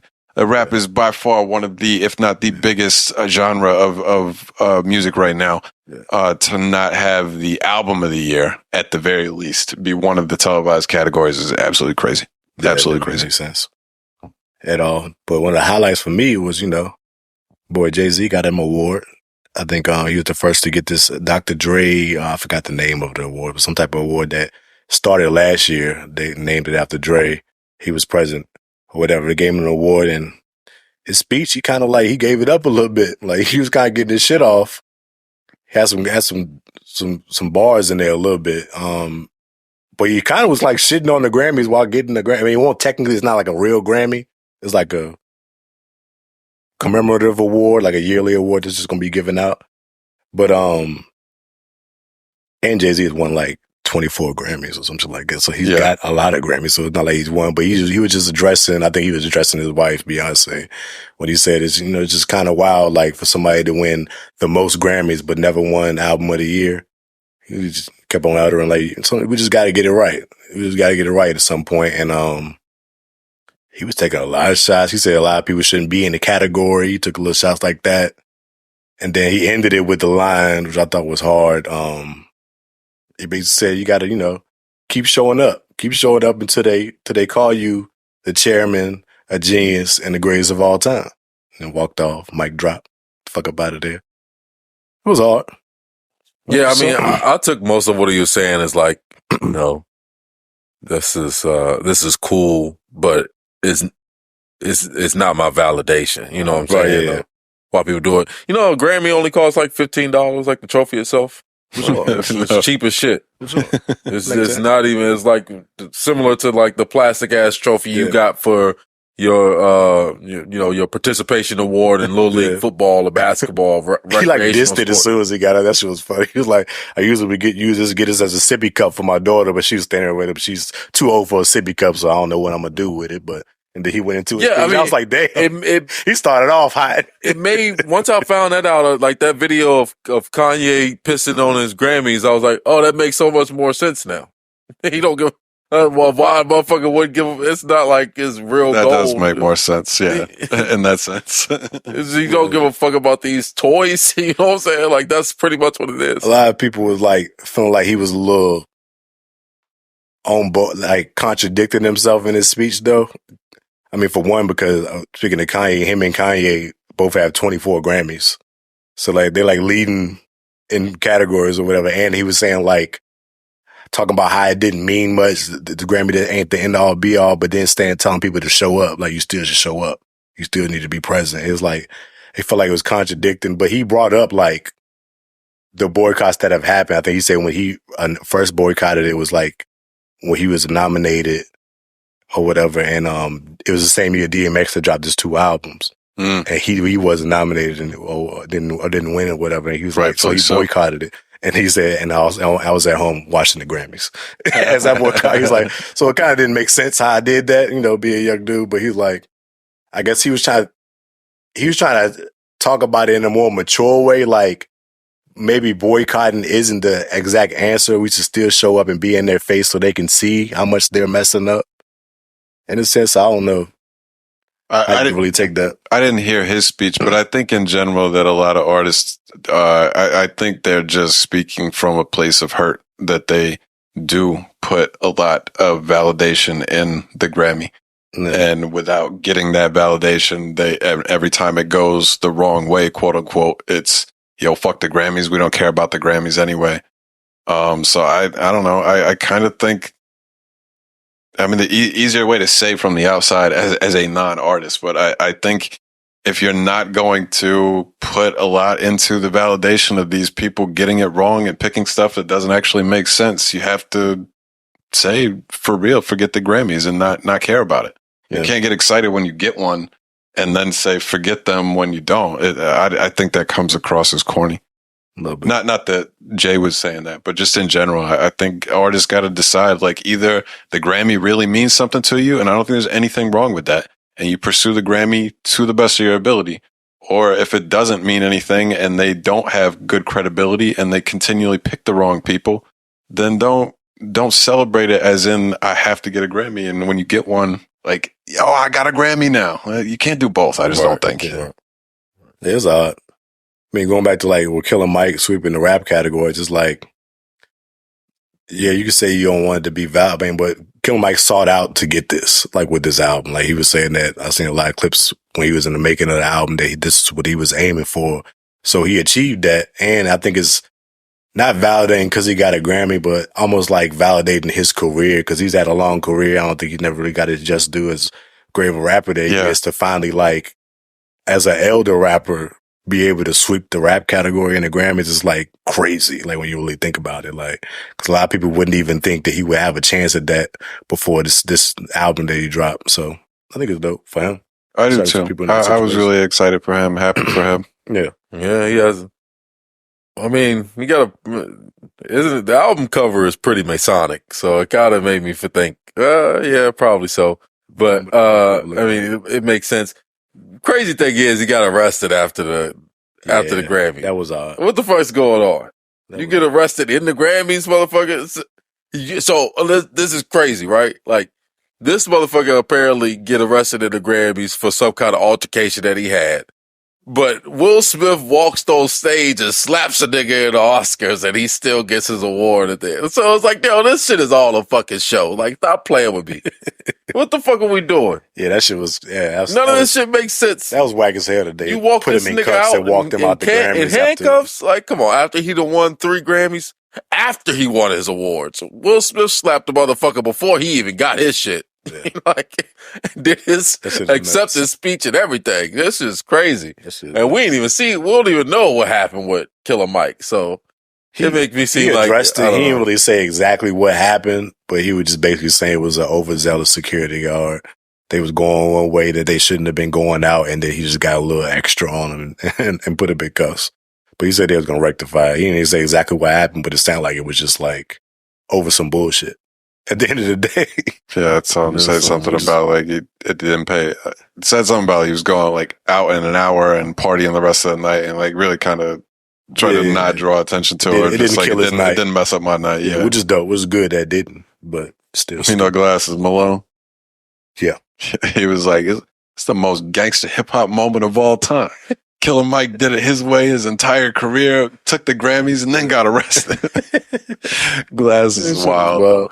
This shit is wild. But shout out to Killer Mike, man. Yeah, that's my guy. That's cool shit. But one of the bigger parts of the night was Taylor Swift. She won her 4th album of the year. Her 4th album of the year, which now puts her at the top of the most album of the year award winner for the Grammys all time. 4 is the most ever? The most. So over Stevie Wonder, Michael Jackson. It's a long list of greats that haven't come close to winning. Yeah, I was just saying, look, Taylor Swift is a fine artist. She just does not belong in the realm where we're talking about Michael Jackson's and got a lot of fans, but that don't make you as talented. It just, I mean, and that's fine. I'm fine with her having the Grammys. Like the awards and shit are perfectly fine, but just, you know, as her fan base, don't use that as an argument talking about Taylor Swift is in the realm of these motherfuckers as an artist. Like, you can't lean on this type of shit or any streaming numbers or album sales when it comes to, like, use your motherfucking ears, bitch. Like, if you're arguing with an avid fan of any fan base, trying to convince them that their favorite artist is not the best, no, you're the fool, not them. That's true. Secondly, you guys can say whatever you want about Taylor Swift. I don't particularly love her music. There's some songs I think are cool or whatever. I've listened to more lately just out of curiosity of why do people love this girl so much? There's a lot of feminism empowerment shit that goes into that, I think. Mm-hmm. She is an incredibly talented songwriter. Whether you like the sound of her music or not, she is an incredible songwriter. Like, she's poet type shit. And I think there's just a lack of credit given to her from people that don't like her music. I don't think you could accurately, like, judge her music when you don't like that type of music at all. How would you say it's good or not? Like, I'm a fan of pop music, and I'm a fan of a lot of, and I understand that she's a songwriter. That's the only thing that I would give her credit for. But normally, somebody like Taylor Swift, if she was as talented, like, they would put her in the background. You get what I'm saying? Like, oh, you would just write the songs. You wouldn't get a chance to perform. That would be if that's your only talent. Yeah, I don't think that's. You're not going to take a talented songwriter and be like, no, well, we don't want you to be. There's plenty of talented songwriters that don't get the shake at singing their own music. Right, because they didn't have whatever the additional thing that was necessary. No, they can sing and shit too. We hear reference records from motherfuckers all the time. She's a great performer. Politics. Okay. She's a great performer as well. No, man, it's fucking politics. It's motherfuckers who put you in a position. It's people out there that are just as talented as writing songs as Taylor Swift. There's motherfuckers who done wrote songs for everybody in the industry. All the hot records that you know of are written by a handful of motherfuckers that are talented as well. It's still subjective, though. And all types of shit like that, It's still subjective, though. I'm just saying, there's people out there like that. She's not the only one that exists. I don't have a definite opinion on who I would probably take Michael Jackson. But who is to determine that Michael Jackson's expertise as a performer is greater or less than Taylor's expertise as a songwriter? Which is a more valuable talent? Probably performing. That's a fair answer. I'm saying I don't think you can make a concrete answer. I think anybody can make a strong case for that. You can make a strong case for the other. Yeah. So to just say that she doesn't belong in the discussion at all, I just think it's extremely dismissive. And I'm not a Taylor guy. I don't care at all about Taylor Swift. I probably think that SZA should have won it if I would have had a pick. She was nominee for album of the year. For album of the year. The SOS album was incredible to me. That was a fire album, but. That's just a preference because I like SZA. I'm not a fan of Taylor. So right, I prefer her music to Taylor's as well. Yeah, so it's just like, it's really subjective. So I don't think she's wrong for winning it. She rightfully so got it. But it's just like when you put it in comparison, like after the Jay-Z speech and all this, like when you think of all the people that have won Grammys or that haven't won Grammys, and for her to be the leader of an album of the year is kind of like, wow, that's crazy. Like nobody else got even close to 4. I think 3 was the most. I forgot who it was. I can't think of the name right now, but I think 3 was the most, but now she has the most. So, I mean, it's kind of crazy, but Taylor's fucking huge.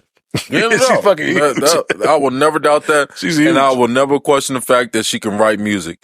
But there's a lot of motherfuckers who can write music and sing 10 times better than Taylor Swift and dance like a motherfucker. A lot of people that don't put it all together. I think she puts it all together. I'm just saying, these people exist. She's not the greatest artist of all time. Let's stop that.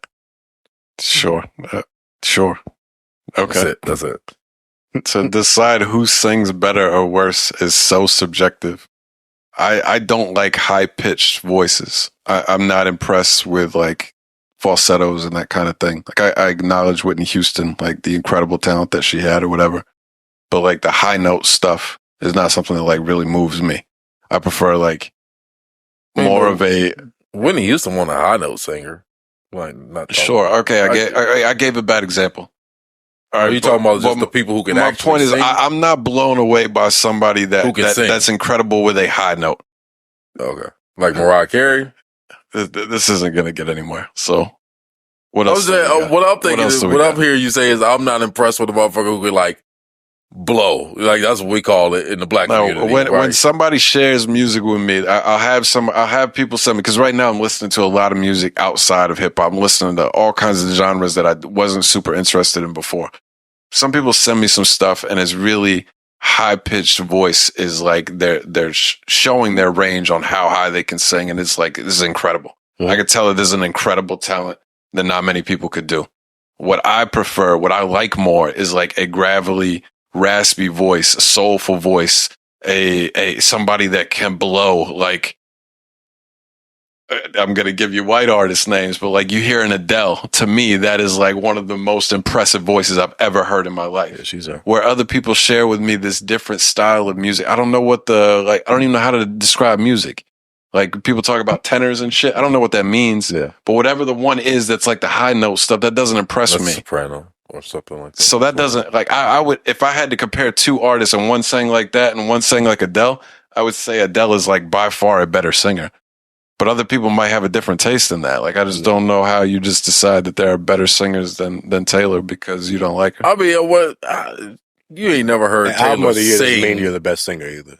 Yeah, no doubt, no, for sure, no doubt. And that comprises of. But I'm just saying, and when we're talking about talent and all, and that and all that it encompasses and stuff like that, like leave her out of. If we want to just talk about Grammy solely, that's fine. Sure, she's in that conversation, or record sales, fine, or popularity, great. But just it's the biggest overall artistry, or I think at this point you kind of hating. Stop. Yeah, I'm not even a Taylor fan, but you sound like stop playing. What category does pick only the most talented? Like you never are going to take the most lyrically talented rapper. The best at whatever category is always an all-encompassing thing. So I don't understand what you're doing here. Well, yeah, but like Killer Mike winning all the rapper categories. You could say Drake should have won all of them if he was nominated because he's probably the best rapper out of the categories. But did he have the best album? Well, like you're gonna find people that like MF Doom was the greatest rapper. If you're looking at I'm not talking about just the category. I'm just talking about the Taylor Swift hype and all. I just think she gets too much credit for. All right, well that's it. That's what it leads to. It has nothing. I'm not talking specifically about once people start making the Michael Jackson comparisons, I know she's going to fall into these things because she has these kind of accolades that she's achieved over. Yeah. But that's all I'm saying is like, I'm just providing pushback to shit like that because it's clearly a talent discrepancy. That's all I'm saying. Like, come on. Like at that point, I don't know if it's clearly though. Nah. I think when you do shit on her, what she's done on that high of a level for the last decade, you're going to be compared to the people that have done it on the highest level all the time. Yeah, there's only like 5 people that you could compare it to. She's in a realm that is, and you could say she's the least talented of those 5 if that's what she's still. What I'm saying, on like some Elvis type shit. Elvis is the greatest all time, but motherfucking Elvis would admit himself that the motherfuckers was doing it before him, and there was a lot of people that was better than him doing it. They just didn't get the credit. That's what I'm saying. Like that's a reality of the world that we live in, is that they will amplify a motherfucker that's doing the same shit that people been doing for fucking years and will never give them the credit for doing that shit. That is a fact of what we live in this world. And that's it. That's all I'm saying about Taylor Swift. Ain't nobody doing with Taylor. So this, you could have just said this was your point. You tried to discredit her and all this shit. Your real point is you don't like how much praise she gets. And you've seen black people do things before that they didn't get credit for, and you don't like this. I mean, I'm not saying that. That was what you said. You tried to discredit it with like reasoning behind it, and there just wasn't any. That's plenty of reasoning right there. Fair enough. Yeah. Fair enough. What else do we got music wise? Or Grammys, if there's any other Grammy talk, I don't know. I think that was about it on the Grammys, to be honest with you. Killer Mike is literally the only thing I saw from the Grammys. Burna Boy performed. It was like the first time they had an Afrobeats performer during the Grammys. Okay. Which I think is wild, since Afrobeats has kind of been popping for at least a good 7-8 years now. But, there's little things like that. You can see that they trying to do shit to get things right to a certain extent and implement more black faces in the situation. And it wasn't like egregious, like we're doing this just to put black people in front of the camera. It was more like they really giving people they just do during the show. So I appreciate it. I like the show. It was good. Pretty good. That's what's up. Shout out to Killer Mike. Yes, sir. Yes, sir. What else we got? We still have music? Yeah. Oh shit, let me do that. Stop. The only music thing I had written down is just I've been seeing on Instagram mostly LaRussell just Oh yeah, posting a lot of like text messages and shit, of like Snoop reaching out to him, and then more specifically Hit Boy. It sounded like it just like randomly hit him up, and there's like, yo, pull up, and now they've got an album coming together. I'll be fucking with LaRussell a little bit, but he already had his albums set up for the whole year. And he posted them up. I think it's one. I forgot one. It's another West Coast producer. It was the first one he dropped, and now this is the second one he's doing with Hit Boy. And it's like 3 more of some other producers he's doing full albums with. But this motherfucker puts out a lot of music. Like he's like Griselda times 10 for real. Like how many albums he drops? If you go look, he kind of got to, right. If you go look at that's his model discography. Yeah, putting out music. It's so constant though. It's ridiculous. Yeah, it's like NBA YoungBoy. Literally, he's might putting out 10 albums a year. That's. I mean, and I respect it. I mean, that's kind of would kind of sound the same, but I do respect his. I like his rap. Overall, I think it's a high frequency type rap. You know what I'm saying? Yeah. It's like almost like super positive. Makes you feel good. Yeah. It's high frequency type rap. It's not like that. Even when he's like popping his shit and kind of talking a little like about happy. Yeah, it is. Like everything is done with a smile. His tone is happy when he raps. It's not that hard tone. It's a hey. You know what I'm saying? It's a bounce. You know, emotion is exactly what. That's how he does it. That's how he does it. It's cool. Yeah. And that the reason why he can put out so much music like that is because he's just doing the same shit. Yeah, it is kind of cut and paste. He found his lane. He has his lane. Yeah. To me, like what I was seeing from him, and it's kind of the same as Killer Mike. Like to me, it just shows that like they did it their way and kind of went the independent, he's on the independent, more difficult route, and they just continue to push and push and push, and you get to see like the industry decide like, oh, we got to get on their thing now. Yeah. And I just think it's cool when he's in the position right now to be able to call whatever shots he wants as far as other artists are hitting him up. Like that's just fire to me. I'm excited for him, and whatever he does, he's going to continue to do it his style. So we're loving to see the grind, man. He puts out all of his albums he puts out independently, like straight to consumer. Mm-hmm. And I think he eventually does put them on, a lot of them on streaming too, but it's just like, just the grind of how he's doing it just makes sense to him. Like, you're not signed to a major label, so it's almost like you have to put out this much work, especially if you're doing direct to consumer, just to keep your fans intertwined with what you're doing. I go look at his LinkedIn joint and seeing all this shit. You can buy stocks and songs for him and all the albums. You can do he really incorporates his fan all along the way through the whole process of everything he's doing, to where he literally pays out his fans royalties for songs that do well. Like, that's dope as shit. That's dope shit. I fuck with LaRussell. Seeing somebody carve their own path is cool. Yeah. Like there's a real one or two set kind of paths. It seems like that everybody tries to go down. So the weird stuff with selling stocks and letting people buy the music. I saw him talk about like he doesn't even put a price on it. He's like, you send me an offer to what you think my art is worth, and I'll decide if it's there or not. It's just like it's just such a boss move. You just don't hear other people doing. And I like the way he's free with sharing all of his ideas and stuff too. Yeah. There's not any kind of mentality like I'm gonna get mine and y'all gotta figure it out. He's like constantly trying to tell people do this, giving y'all the blueprint right now and right in your face every day. But that's a motherfucker who's thinking of new ones too. You know what I'm saying? It's like people who stingy with their ideas, you ain't thinking of no more. Right. Motherfucker coming up with new ideas so you can have this one. You know what I'm saying? Like, I'm on to the next though. Yeah. I respect that a lot. Very cool. And because it ain't easy. Just because he's giving you the blueprint don't mean it's like, oh, I'm about to pop because I do this. Yeah. There's a lot of work that goes into the shit that he's giving you. Right. So even if he's giving you still got to put that work in to get to that level. Some of these ideas, you got to get on this level before you can even enact them. Like, nigga, you can't even use this idea until you up here. You know what I'm saying? So you got to build yourself up before this is even a thought for you. Yeah, I don't think he's worried about like a competition kind of thing, but I also think there's a little bit of the mindset of like, I know how much work I put into this. Yeah. And y'all aren't going to do it. So here's the blueprint. Give y'all the whole y'all aren't going to do it anyway. Cause like my work ethic is crazy. Yeah. And there'll be a couple that catch on or may match that energy or whatever, but just a good dude. Respect. Hell yeah.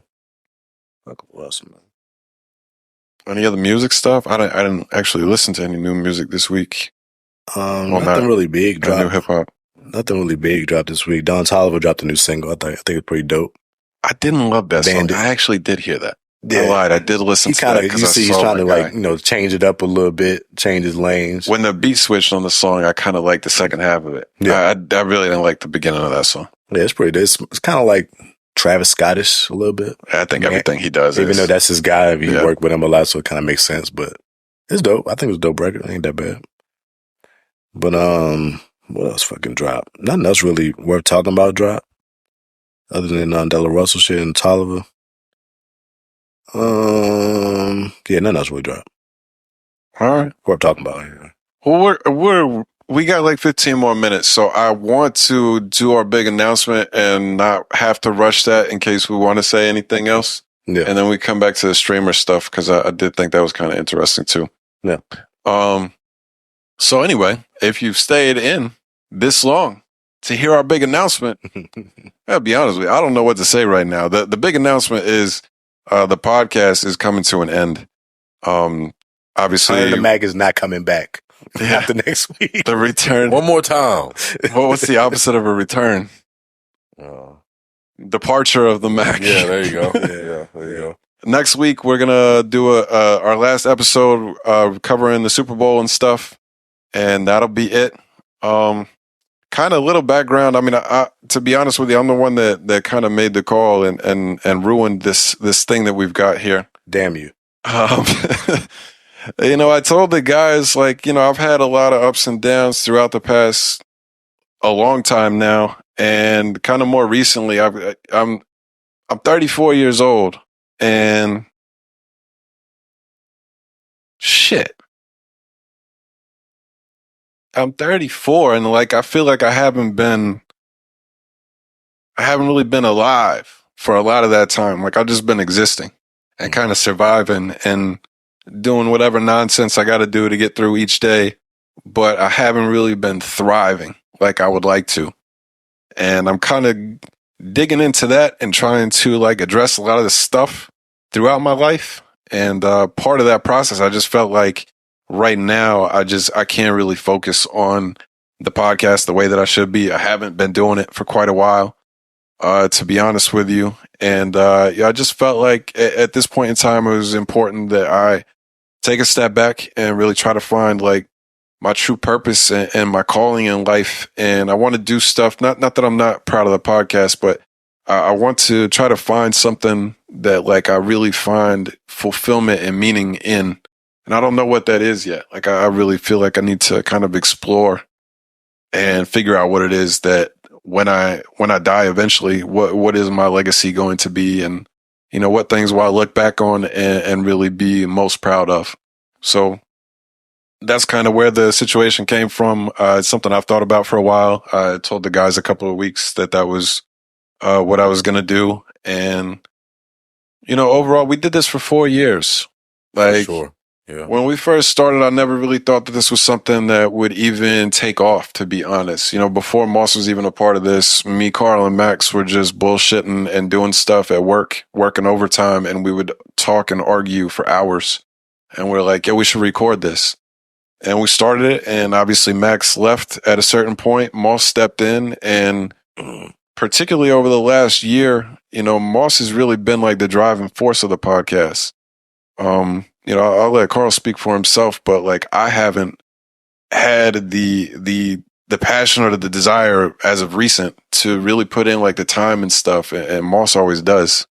And even if we went even further back into the pod, when we were, the logo idea, the thing that you got done for the logo, getting the camera so that we could start putting it on YouTube. And honestly, right now, I'm just, I started tearing up just a second ago, so I'm all flustered. I can't remember all of the things that Moss has done, but he's always been somebody that's trying to come up with new ideas and step our games up. And I appreciate that from you. Appreciate it.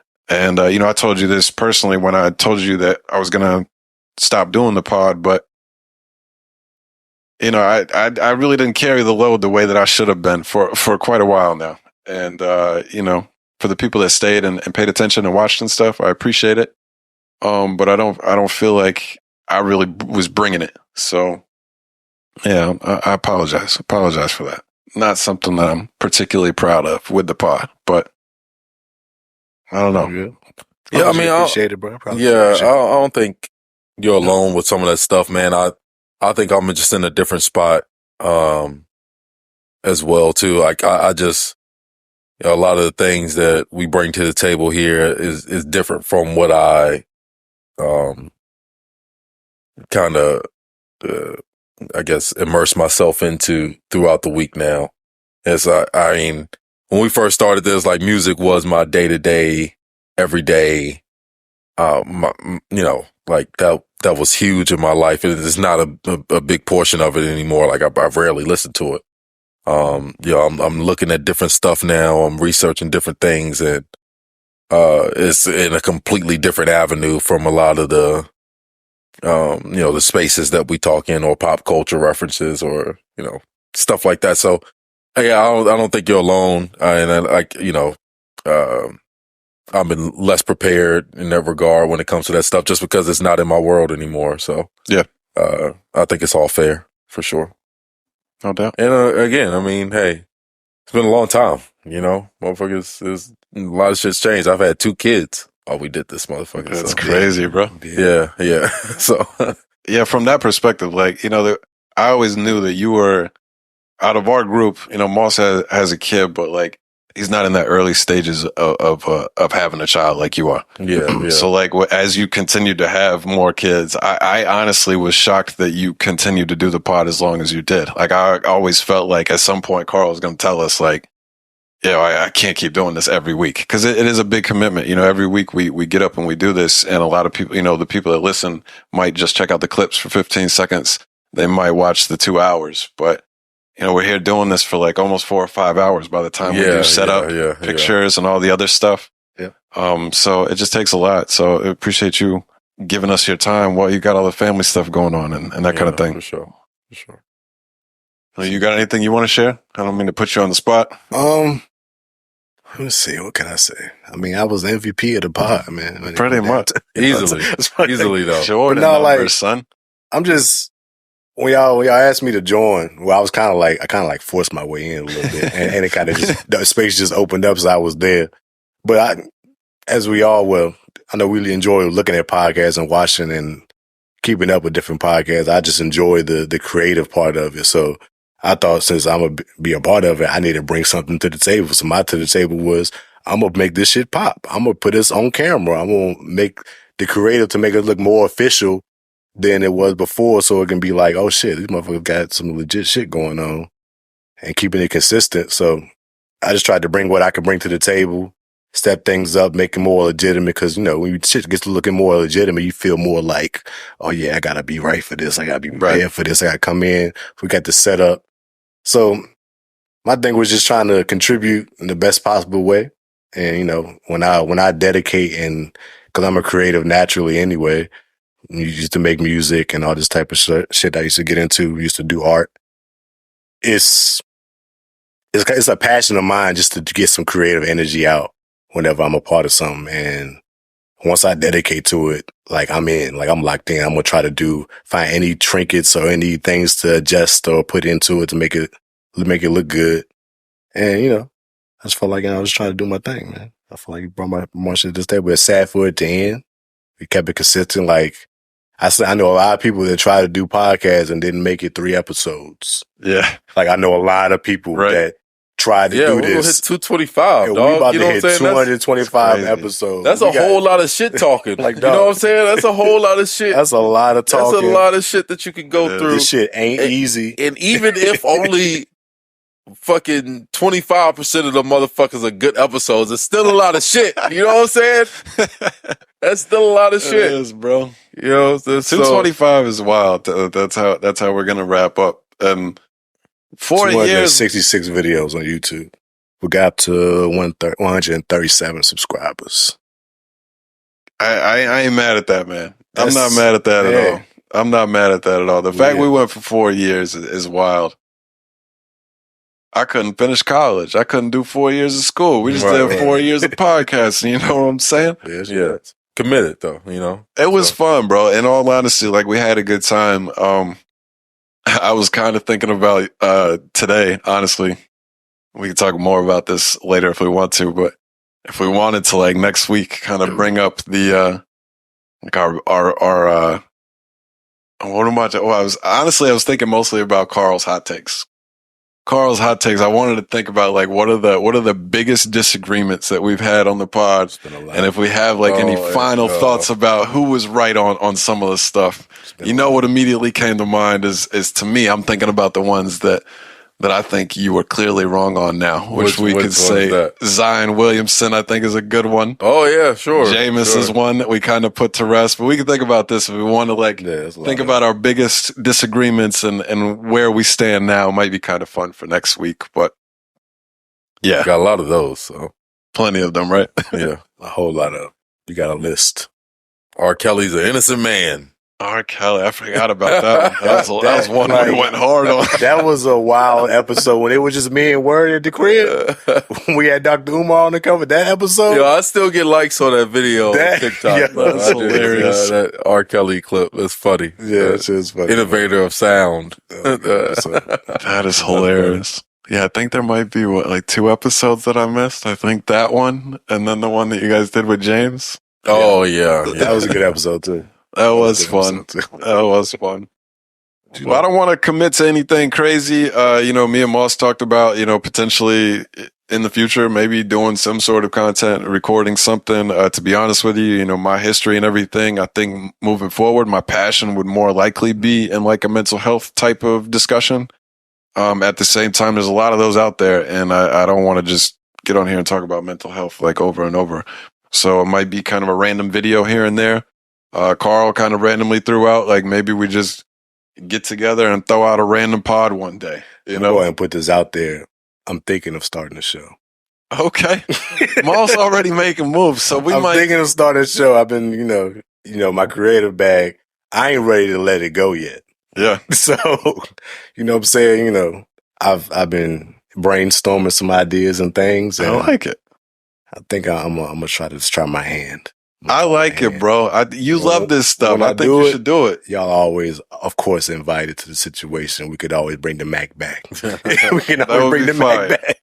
I like that. I like leaving the door open to randomly do something, record it, even just a random episode, maybe like a year from now. Yes. Just do like one a random episode like that would be kind of fun. But we'll keep you posted.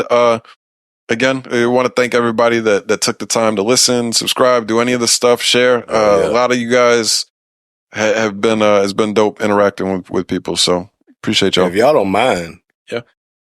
Since I got this new tool that I got, I might dig in the archives and create some more clips continuously because there's a lot of content that never really got out there. Oh yeah, I might have to dig in the crates because all them fucking videos. I ain't do clips for all of them. Yeah. So, and there's a lot of conversations and shit that we've had over the fucking 4 years that are still relevant. Yeah. So it's not like it's dated shit that we was talking about. Hey, there's some people talking some shit on some of them clips and stuff. I see you in the comments on YouTube. Word was in the comments going. I was like, look at Word. Motherfucker. I'll just let you know. Like, dude talking about some, what I call Lamar a Hall of Fame quarterback. He's like, he's not a Hall of Famer. You need to check numbers, my boy, or blah, blah, blah, all of this. And I'm like, name 1 2-time MVP that's not a Hall of Famer. You dickhead. I didn't call They was killing you. They was killing you with them Lamar clips last week. Come on. I feel very confident in my Lamar takes. Yeah. But I did agreeing. I did see there were comments taking personal shots at me as some emo white dude with long hair. There was some comments out there. Moss so kindly brought it to my attention that I was never going to know about. For no reason. I was never gonna know about it. Moss is like, "Hey, yo, here, check this out." Oh, it's just hilarious. I gotta see if y'all. So I gotta be honest with you. After he sent me that one, I went and I looked at a couple of the ones that had comments. I didn't see anything else crazy, and I decided that I am one of those people that will never go and look at the comment section again. I'm not letting dangerous place to be. I'm not letting this random motherfucker in Arkansas that doesn't know me say some shit that gets under my skin. You are crazy, son. It's funny. Never. I just wanted the answer though. I mean, you can't. No such thing as a 2-time MVP that's not in the Hall of Fame. It's a Hall of Fame. I might have to stay in the comments just to see what Carl's saying back and forth. Man, nobody's never. I'm just saying. I speak from logic. I just enjoy it because us people not knowing us from a can of paint feel like they got to chime in on whatever we talk about. That's what's dope about it to be. Yeah, for sure. It's like, I got to be honest. They cared that much to leave this comment on YouTube. That's what blows my mind, bro. There's people that like Andrew Schultz. Like there's people that I like really appreciate. Yeah. And I have followed for a very long time. I don't think I've ever commented on one of his videos in my life. I'm just not a comment person. Message show though, for sure. He used to reply. Yeah, he would respond to people. He used to reply. But it blows my mind that somebody would see a podcast come across with, all due respect to us, 100 views on it. It's like, yo, you needed to leave a comment to let them know whatever you had on your heart. What is your problem? Yeah, we be in the thousands. Them clips be in the thousands. Don't do that. Thousands. The clips be moving. My bad. Yeah. MVP Moss, man. You know what I'm saying? For sure. Yep, Make it happen, bro. That's all I got to say. Anything else y'all want to get off your chest? Oh, man, it was a good run, man. We did it. One more banger next week. We got to go out with a bang. We got to it can't just be no regular pod, yeah. Like we got Drink Champ type pod. Yeah, we gotta make it extreme or something. We gotta make it a little extreme or something like this to take it there. Go out with a bang. I don't know what we're gonna do yet, but I don't either. Gotta think of something. We'll come up with something though. Yeah, sure. Dad joke or anything to close us? You got one? I don't think I got no dad jokes, man. I ran out. Used all of them up. That's all right. They were good ones. Good stuff. It was a good run. You got any final thoughts? Words of wisdom, Mr. Word? It's a fact that melanin is a 4 times the worth of gold in grams. I ain't know you can get melanin in grams. I didn't either. Can you get an eighth? Yeah, probably an eighth of melanin. Just pluck it off yourself. Interesting. All right, that's it. That's all I know. Very interesting. No comment. Yeah. We appreciate y'all listening. We'll be back next week. Yes, sir. Peace out. Peace.